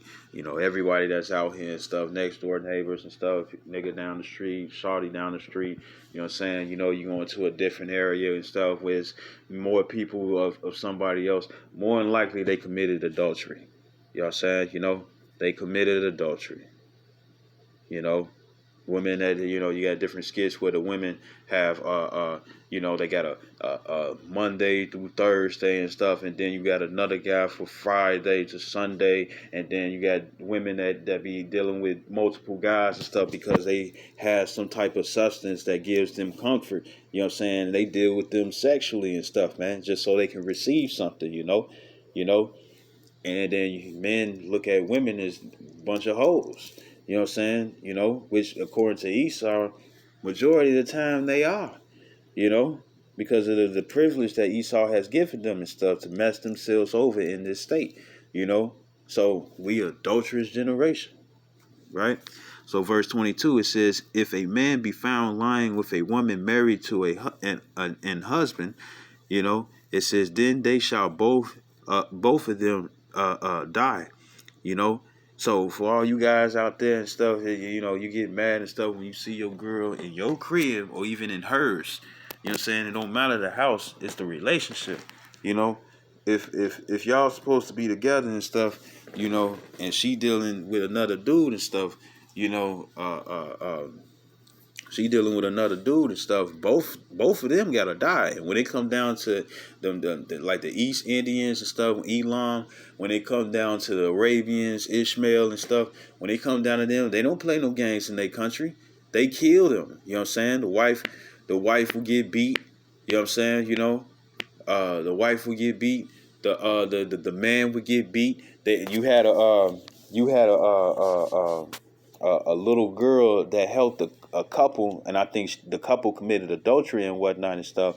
She helped them elope. You know what I'm saying? She helped them elope, and they burned her alive. It didn't matter if it was somebody's doing and stuff. They burned her alive.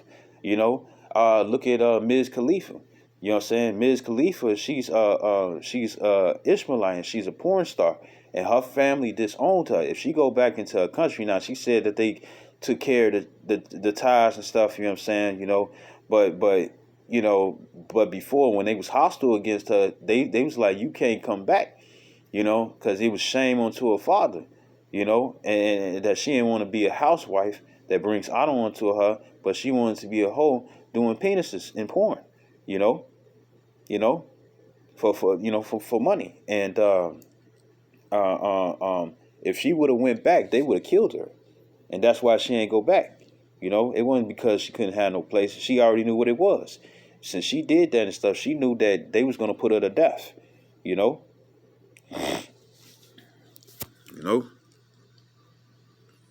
And it says, then they shall both of them die. It said both the man that lay with the woman and the woman, so shall thou put evil from Israel. It says if a damsel that is a virgin be betrothed unto a husband, so she in what is this? Bathwala, you know what I'm saying? So she didn't have sex yet. You know what I'm saying? Be betrothed, meaning she's arranged marriage unto a husband. You know, it says, and a man find her in the city and lie with her. You know what I'm saying? What is this? This is rape, ravish. It says, verse 24. It says, then ye shall bring them both out unto the gate of that city, and ye shall stone them with stones that they die. It says, the damsel, because she cried not. So if you got a woman and stuff, you know, she didn't have sex yet and stuff, but she's ordained to be married unto a man, but she has sex with some other dude, you know what I'm saying? That's breaking the wedlock. That's committing adultery. You know what I'm saying? And if she ain't crying out and stuff, like Susanna, she's supposed to die, because that means she's down with the adultery. She's down with the fornication. You know what I'm saying? She's down with the wickedness. She's down with the sin. You know? And it says, and it's the same mind frame for all you women and stuff that cheat on your husbands. You know, boyfriends. It's like, oh, he ain't even something. He's something as soon as he stick his rod in you. You know what I'm saying? You know, or until, you know what I'm saying, you sucking on his rod. You know what I'm saying? You know, and we don't do anal sex, right? You know, and it says, being in the city, and the man, because he have humbled his neighbor's wife. And who's your neighbor? Another Israelite. It says, so thou shalt put away evil from among you. It says, but if a man find a betrothed damsel in the field, and the man force her, you know what I'm saying, and lie with her, then the man only that lay with her shall die. You know what I'm saying? So if the man, the man, you know, try to get with her, he rape her, ravish her and whatnot and stuff, you know what I'm saying? And she like, no, I have a man. I have a man. I have a man. The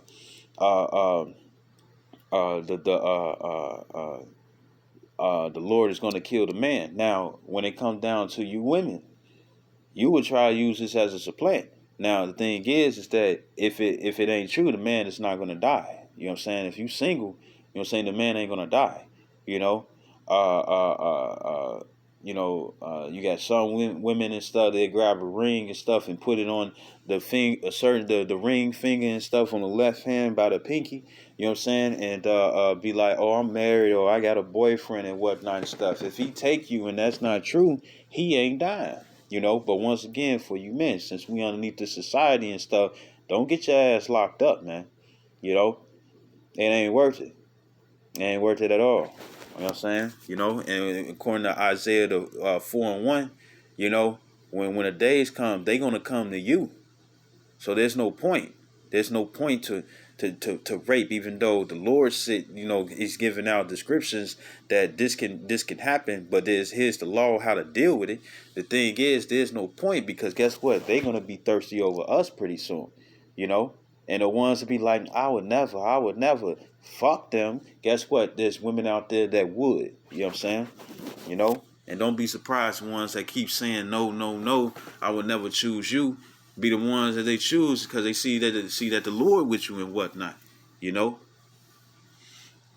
So don't even worry about it. Isaiah 4:1. They're gonna be coming to you. You know what I'm saying? They're gonna be coming to you. And this curve that's coming, you know, the curve that comes to you, unless the Lord is dealing with you as in your life, is to be a widow. You know what I'm saying, and stuff, and you're gonna be married and placed with a man when the kingdom comes and stuff. You know what I'm saying? That's one thing, you know. But a lot of you women, y'all lots is not like that. You got to be forgiven through sex and being with a certain man, you know.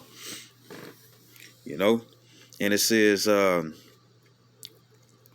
25 again. It says, but if a man find a betrothed damsel in the field, it says, and the man force her and lie with her, then the man only that lay with her shall die. And that's what happened when it came down to those two elders, when it came to Susanna. Susanna was bathing outside, butt naked. She was fine as hell.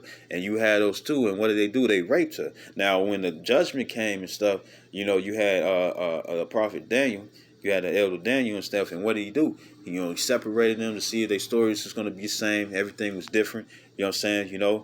And this is what the police do when it come down to interrogations. If it's a group of y'all all did one crime. You know what I'm saying? They're gonna separate y'all and stuff to see if you all got the same story. And if you don't, it's gonna, they're gonna try to swindle you out. You know what I'm saying? But then, and they get it from the scriptures.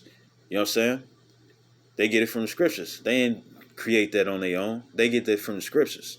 You know what I'm saying? And Daniel did the same thing. And since their stories weren't the same, you know what I'm saying, it shows that they was guilty.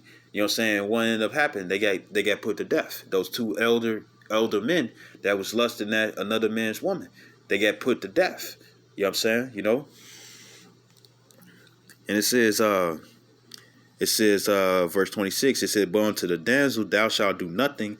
There is in the damsel no sin worthy of death. For as when a man riseth against his neighbor and slayeth him, even so is this matter. It says, for he found her in the field, and the betrothed damsel cried, and there was none to save her. It says, if a man find a damsel that is a virgin, it says, which is not betrothed, you know what I'm saying? Meaning that she ain't married or nothing. It says, and lay hold on her and lie with her, and they be found. It says, then the man that lay with her shall give unto the damsel's father 50 shekels of silver. It says, and he shall, and she shall be his wife, because he hath humbled her. He may not put her away all his days. And when it comes down to the humbling is going to be pain. Let it be a woman and stuff. She's a virgin, boff wallet and stuff, never had sex.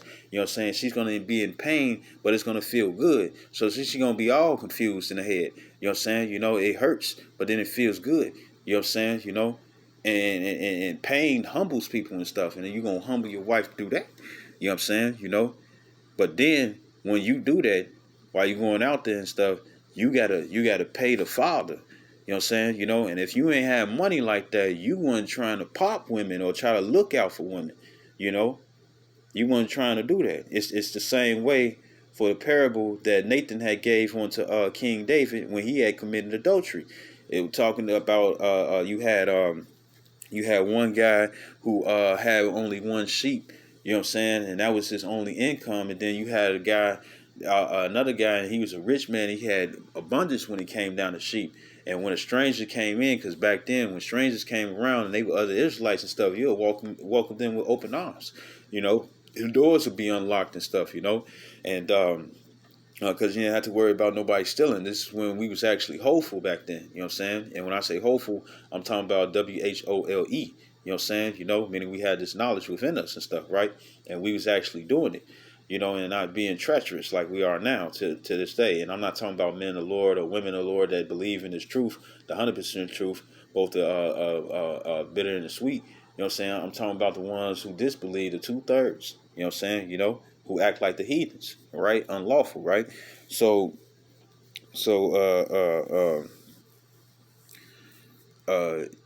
when it came down to the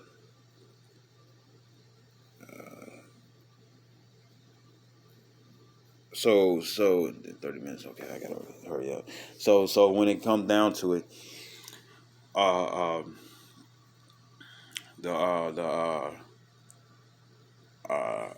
pretty much, a visitor came. You know what I'm saying?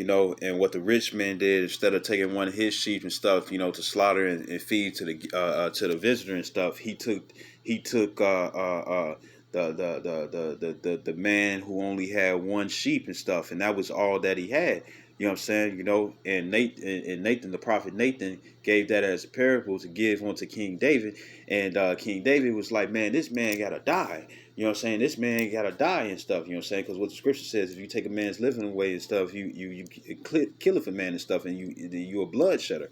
You know what I'm saying? Which is equal when it comes down to equal exchange. You shed blood, your blood need to be shedded. And you seeing that right now. You know what I'm saying? You seeing equal exchange. People are getting their cars robbed and whatnot and stuff. And guess what's happening? These people, these teenagers and whatnot, they getting found or shot. You know what I'm saying? they getting found or shot down and stuff. You know what I'm saying? So equal exchange most definitely happens. You reap what you sow, right? So you sow wickedness, you're gonna receive evil, right? So and then King Nate, well, he would still be a king because he Israel. You know what I'm saying? We a nation of king, God, king, priest. Now, when it come down to Nathan, he was like, well, you are the one and stuff. Going into how King David purposely planned out to kill Uriel, trying to keep the law, but he did it on purpose, and it didn't happen by natural cause, just so he can get his wife Bathsheba, man. You know what I'm saying? It's lucky if I got the name wrong. You know what I'm saying? I think her name is Bathsheba, but I'm not sure. You know, right? Right? So you weren't trying to go in, and then remember, however the father valued his wife, I mean his daughter, not his wife, but his daughter, you know, it's lucky. So, however, a man looked upon how he valued his daughter and stuff, you know, and remember, you know, you always had Israelites who was always trying to supplant and stuff, you know what I'm saying? You know, daughter lazy as hell, don't want to do shit, just sitting around and stuff, and the best thing she could do is open legs and bring out children and stuff, right? But you had fathers who actually, you know, where the mother, she would teach the daughter how to be subject onto her father and stuff, and with that teaching, you know what I'm saying, she'll learn how to clean, she'll learn how to cook, she'll learn how to knit, she'll learn how to deal with the wool when it comes down to she'll know how to churn butter, she'll know how to bake bread and stuff from scratch, she'll know how to clean and cook and be quiet and stuff and listen and know how to be humble unto her father and stuff, right? And, you know, all these different things and following underneath her mother, because that's how the mother was supposed to do. You will teach young women how to be subject onto their onto their husbands. You know what I'm saying? You know, so it's like it. It's like it. If you hear rumbling in the background, right? But the mothers would teach the younger women and stuff how to do that and stuff, so it could be natural. So when they get a husband and stuff, they already know what to do. You know what I'm saying? You know, right? And it says, you know, and then but then right. So you know, so she'll know what to do with the womb and stuff. You know what I'm saying? And says the father. Well, this is the scripture. This is the law. It says the father. It says you know, you're gonna have to give 50 shekels of silver and stuff. You know, and let's see.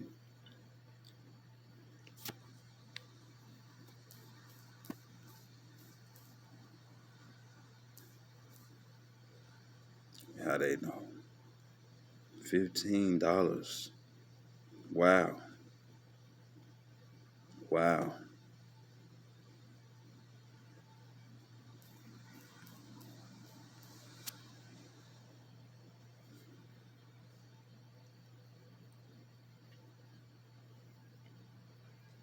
Give me the answer. Stop all this.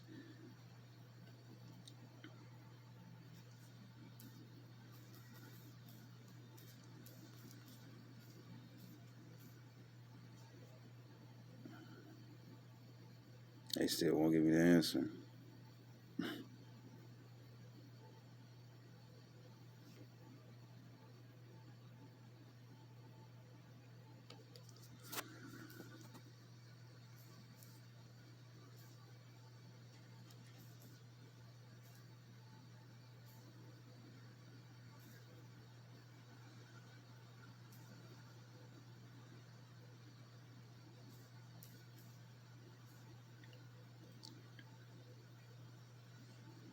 Damn. Okay. It says 50 shekels of silver. It says you got today, it would be $15.14. Well, you will have to pay. You know what I'm saying? You know, and when you read in the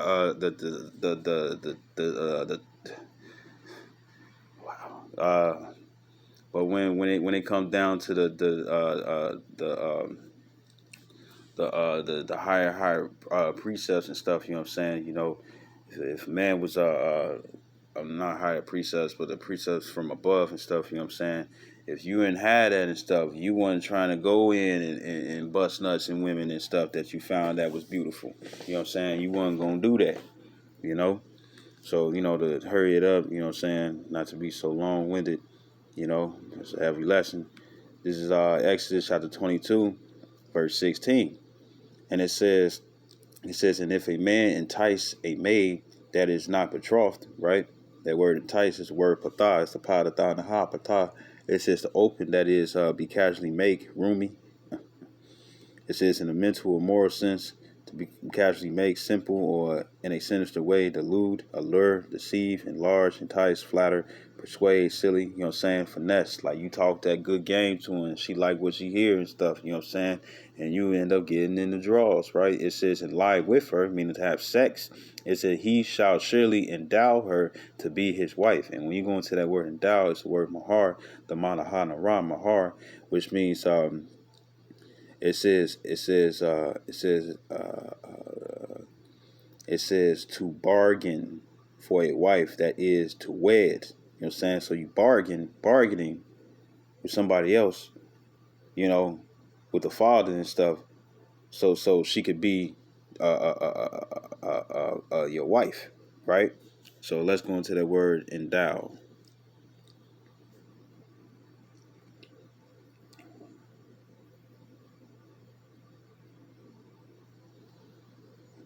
It's the word endow.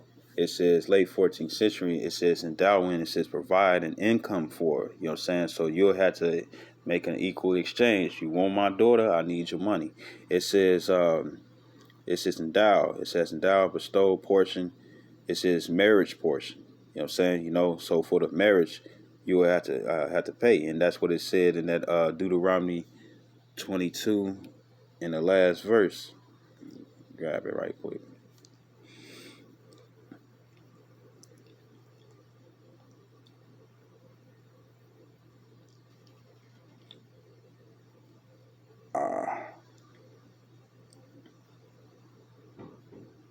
Deuteronomy 22 verse 29, it says, then the man that lay with her shall give unto the damsel, right, verse 28, it says, if a man find a damsel that is a virgin which is not betrothed, and lay hold on her and lie with her, and they be found, it says, then the man that lay with her shall give unto the damsel's father 50 shekels of silver, and she shall be his wife, because he have humbled her. He may not put her away all his days. A man shall not take. Okay, right. So going back, we understand that endow means to bargain, right? To make a exchange, a currency exchange, right? So going back to Exodus 22 and 16, and it says, and if a man entice, meaning make comfortable a woman, you know what I'm saying, that's not betrothed, meaning that she's not already arranged to marry this dude or that dude, right? And it says, and lie with her, he meaning that she's free and she's single. It says, or in other words, a woman that's not engaged. You know what I'm saying, right? And it says, and lie with her, he shall surely endow her to be his wife, right? So just in case the father, he don't like it. You know what I'm saying? Say the father don't like it and stuff, right? It says verse 17, it says, if her father early refused to give her unto him, he shall pay money according to the dowry of virgins. You know what I'm saying? Dowry. So it'd be up to you, you know what I'm saying, if you want to keep it or not. You know what I'm saying? Um, because if you did that with the wound, you still want to be with her and whatnot and stuff. The father really can't do anything. He can't force the money upon you or nothing. You know what I'm saying? So this is First Corinthians. Now, it's going in. So first it was sexist marriage. You went into that, and then it was to prove that when you get yourself a wife, you get yourself a property or possession. Now we're finna go into that there's no equality between an Israelite man and an Israelite woman. You know what I'm saying? And the only equality that you have and stuff. You know what I'm saying? Is the only, well, the only thing that's equal amongst a man and a woman and stuff is that you from the same nation, that you're an Israelite. That's the only thing that we have in common that's on the same levels, that we're loved by the Lord regardless of anything and stuff. You know what I'm saying? That's the only thing. So this is 1 Corinthians chapter 11, verse 3. And it says, "But I will have you know that the head of every man is Yahweh Shai HaMashiach, and the head of the woman is the man, and the head of Yahweh Shai HaMashiach is Yahweh." So Yahweh comes first, then it's Yahweh Shai, and then it's the man, and then it's the woman. And for women and stuff that be about, they want to have some authority and stuff. Well, guess what? For one, you'll be higher than a concubine, you know, and then two, you'll be higher than your children, except for when your son becomes of age by 12. Because then he goes and follows the law, statutes, commandments, and stuff, and learns about his heritage underneath the elders. You know what I'm saying? Or to further on in the doctrine and stuff, he learns underneath the elders. In other words, he goes to school. You know what I'm saying? And when it comes down to your daughter, if she's at a young age or marriageable age and stuff, and the husband of the household and stuff, he marries her off onto a man, meaning he betrothed her onto a man and stuff to be her husband. Or the fact that, say, if the situation of rape or ravish comes in and stuff, you know what I'm saying, and how you deal with it and stuff, it happens and stuff. And say if it be a guy who ain't on no bullshit, you know what I'm saying, and he actually trying to be with your daughter, the thing is that he will come and he will pay dowry onto you. You know what I'm saying? So I'm skip down.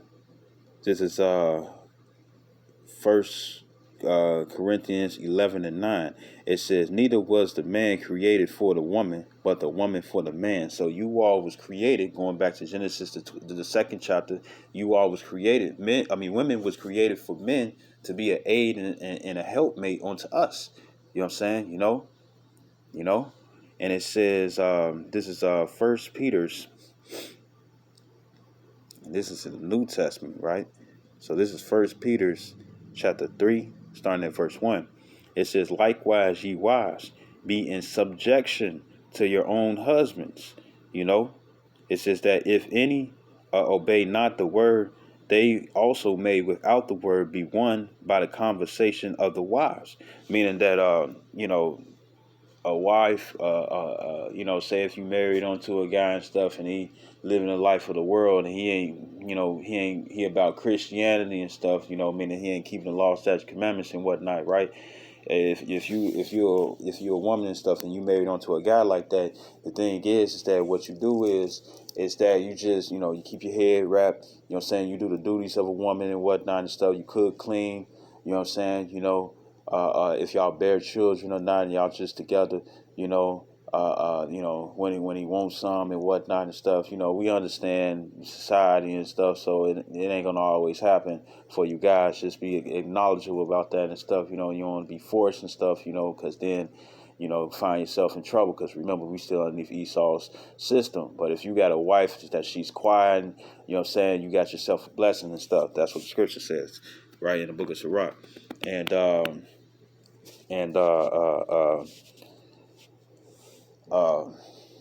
but say if she doing this and doing that, it might intrigue you and stuff, because you might think about the past relationships you had and stuff. It was always arguments and whatnot and stuff, and it's like, hold on, this too good to be true.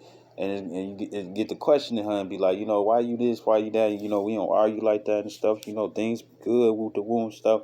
Everything's all good and stuff. What you is and stuff. And she got a hair wrap majority of the time. The first thing they're gonna ask is if they Muslim, and then she gonna be like, "Nah, I'm not Muslim. I'm an Israelite." He gonna be like, "What's that?" He was like, "It's the real people in the book." You know what I'm saying? The Bible, who the Bible was actually for. You know. And she tell him that and stuff, and say if she learns underneath another man, you know, because if you a woman and you don't have a husband and stuff, but yeah, you follow the law, statute, commandments. You know what I'm saying? Then guess what? You follow the law, statute, commandments for one. You say this is better way to live and whatnot and stuff. Or say if you listening to Great Millstone and stuff, or other GMS or other camps that preach the same exact doctrine, 100% truth, like Great Millstone. Say if you listening to like somebody specific and stuff, because remember, wisdom woos a woman and stuff, and you don't want to. You don't want her to be enticed amongst multiple men, because then comes confusion, and she'll mess herself up from liking on several different men. But say if she's listening and stuff and she's single, or she's with her husband and whatnot and stuff, what you do is that you'll tell your husband a little bit and whatnot and stuff, or give him the pages and whatnot. And if he gets into it and stuff, that's how his soul was converted. And they tell you that it tells you that in 1 Corinthians the 7th chapter as well. You know what I'm saying? And this is how a woman will be able to convert a soul. You know what I'm saying? Now, necessarily the only ones that women supposed to teach are other women. And if you're an older woman and stuff, you're teaching younger women how to be subject onto their wives, right? Right. And when it goes into that word conversation and stuff, it's not just by, it's not, it's the word, it's the Greek word anastrophe, means behavior. He gonna look at you and be like, you're a little different and whatnot. And you're going to be like, I'm an Israelite. And then next, it goes into it and stuff. And then it'd be like, oh, so then he might change. But if he don't, if you part of the elect, of the 1/3, consists of men, women, and children who are Israelites, who believe no matter how you look, you know what I'm saying, who convert, keeping the law, statutes, commandments to the best of your ability and stuff, mingle with faith. You know what I'm saying? Hey, the Lord is going to direct you to a man of the Lord. You know what I'm saying? He's going to direct you to one. You know what I'm saying? Y'all going to bump heads. You know what I'm saying? Come across, and it's going to be a natural affection and stuff, or it's going to be that time in Isaiah 4:1. It's like, I need to get with him. You know what I'm saying? Because the Lord is with him. And I want to get saved. You know what I'm saying? And once again, that's when all that sex is going to be and stuff. And once again, when it come down to Isaiah 4:1, it's also a temptation. You know what I'm saying? Because if you gonna get yourself with your head on your shoulders and stuff, you know what I'm saying? Hey, guess what? The women, they're gonna do the same thing that they did to King Solomon and stuff. And they don't even have to be heathens. And also, they're gonna be heathen women that's gonna come. And there's a lot of women out there and stuff who don't look like Israelites, who are Israelites. You got a lot of Edomite women out there and stuff when who really are a bunch of Judites. They the head of the tribes. You know what I'm saying?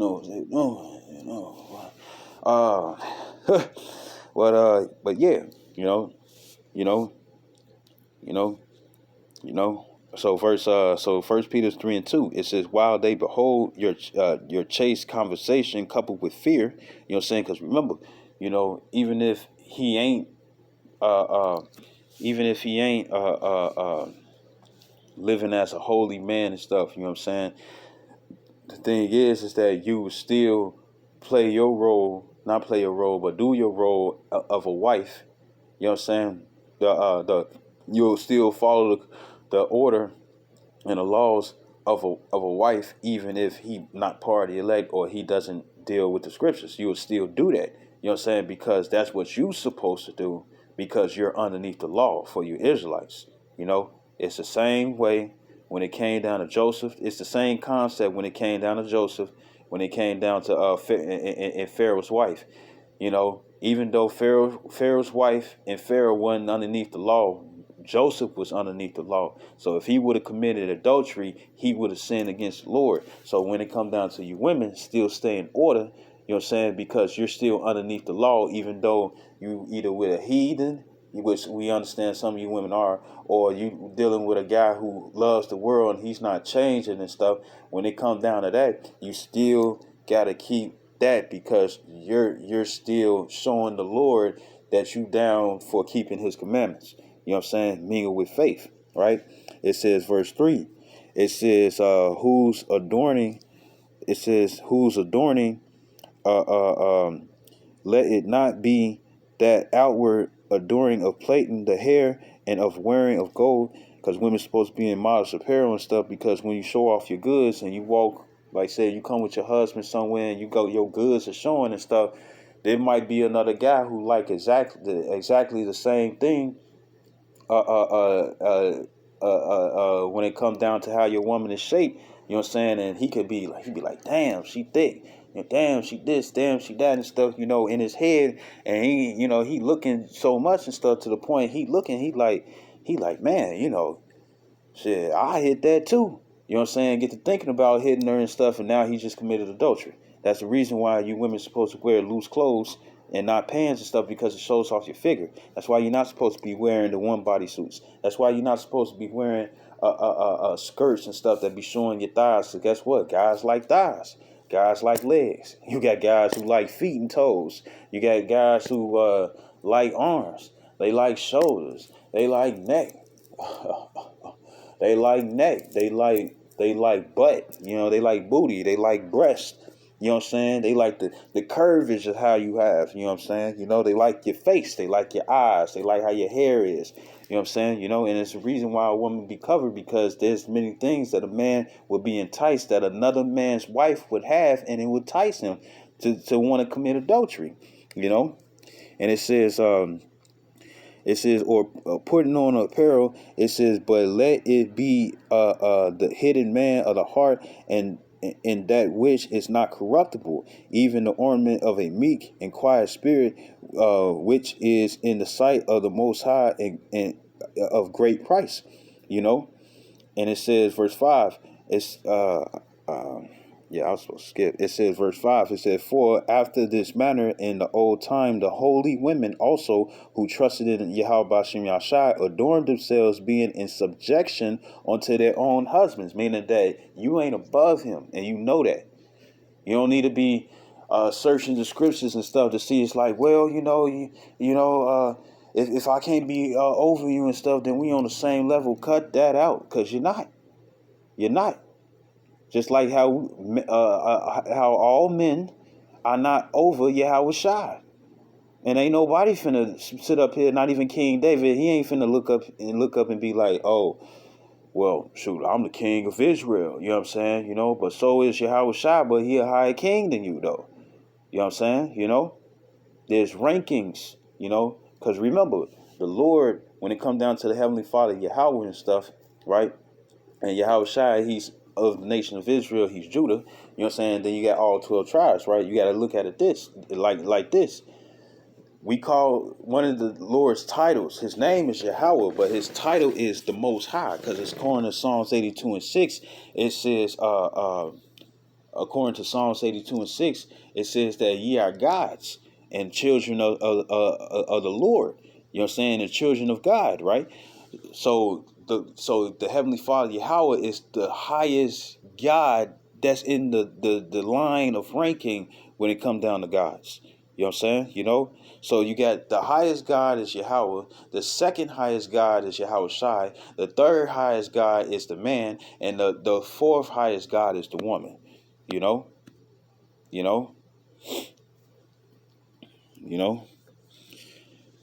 right? So it says, so I want to go into that word husband. Let me see. I think it says trusting in God and adorning themselves, being under subjection. So going to that word subjection, it says to be under obedience. It says obey. It says obedient. It says put under, subdue unto, be make, subject to unto, be put in subjection to under, submit self onto. You know what I'm saying? And it says being in subjection unto their own husbands. It says even as Sarah obeyed Abraham, calling him Lord, whose daughters ye are, as long as you do well. You know what I'm saying? Staying in your lane and not trying to go out there. Just like how we ain't trying to stay, like how man ain't trying to stay out their lane. Cause look, if you Salakia, if you feel like it's like, what about the man? What about the man? Well, according to Jeremiah 6 and 2, And according to Jeremiah, the third chapter, well, Jeremiah 62, it says that that Israel is likely onto the comely and delicate woman, meaning both male and female when it comes down to Israel. And then in Jeremiah the third chapter, it says that we're married onto the Lord. So if we're married onto the Lord, we also the Lord's woman. So we want to make sure that we stay in line and do what we need to do, even though we're still a man over the woman. But since we're spiritually looked upon as a wife unto the Lord, you know what I'm saying, we making sure that we do what we supposed to do, because we don't want to get cast away, because we know that's what salvation is. You know what I'm saying? You know, if you women can receive it, you know what I'm saying? And for you men as well, if you can receive it, right? It says, verse 6 again, it says, even as Sarah obeyed Abraham, calling him Lord. Now let's look up that word Lord. Salakia. Lord. It's G2962.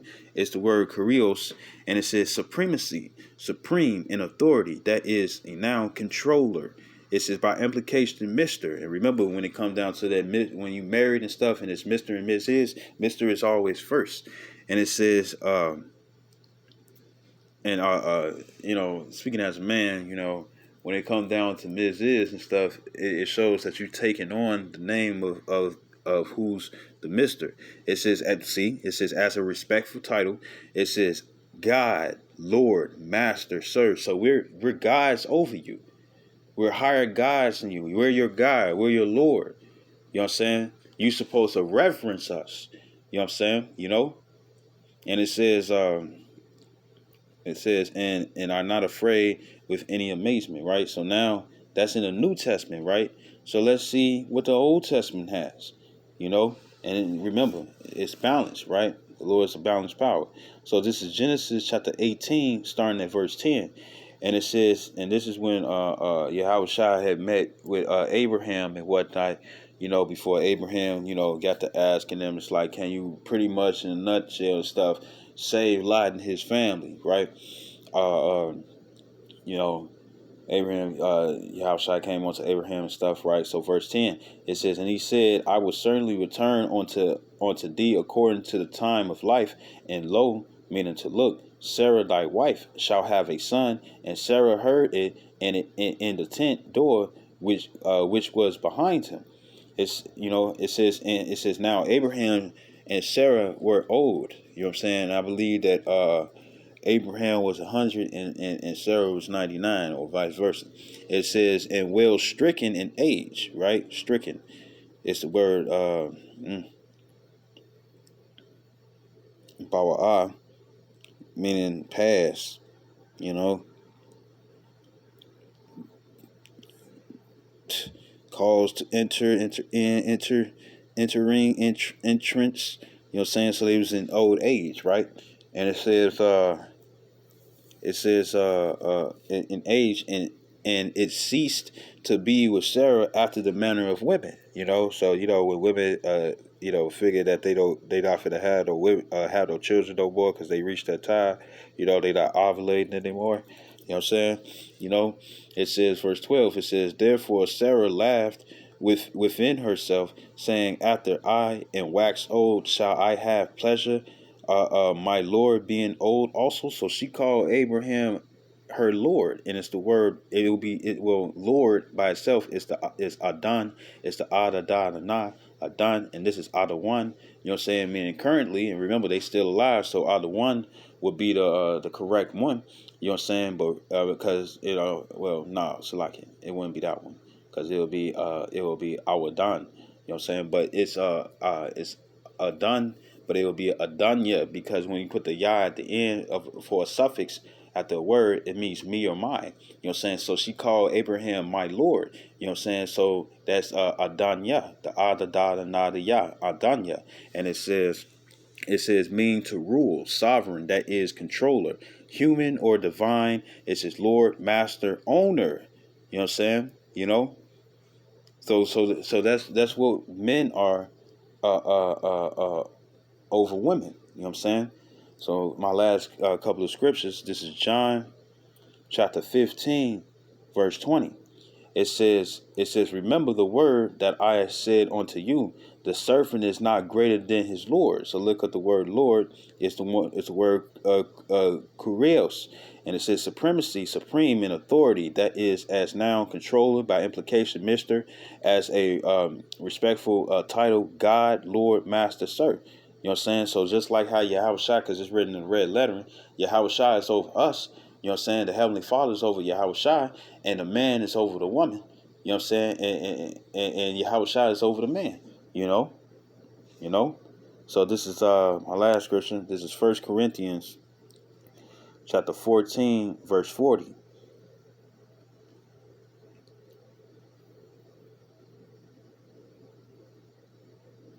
It says, let all things be done decently and in order. Order. So this is the word decently. It says decorously. You know what I'm saying? You know, this is decently, honestly. It says in order. You know what I'm saying? It's the word taxes. It says regular arrangement. So that's the regular order. You know what I'm saying? You know, the irregular or irregular order, you know what I'm saying, is the woman being over the man, and that's what Esau had allowed. You know what I'm saying? You know, to make you women prideful and whatnot, so you can do abominable things. You know, while he gave you all power, it was all a setup just to cast you down and make you think that he was with you when really he wasn't. You know what I'm saying? You know, so that's the irregular way, but the regular arrangement, that is in time fixed, and it is fixed, succession of rank or character, or it says official dignity order. You know what I'm saying, right? So the original order is the Heavenly Father Yahweh, then it's Yahweh Shai, then it's the man, then it's the woman. You know what I'm saying? Yahweh being first and the woman being last. You know, so it says let all things be done decently and in order. So I hope this video was edifying. I'd like to give all honor and glory to Yahweh, Ba'ashem Yahushua, Hara Hakodash. Double honors to apostles, great millstone, and salutations to the elect, which we hope to be. Shalom, wa Paul.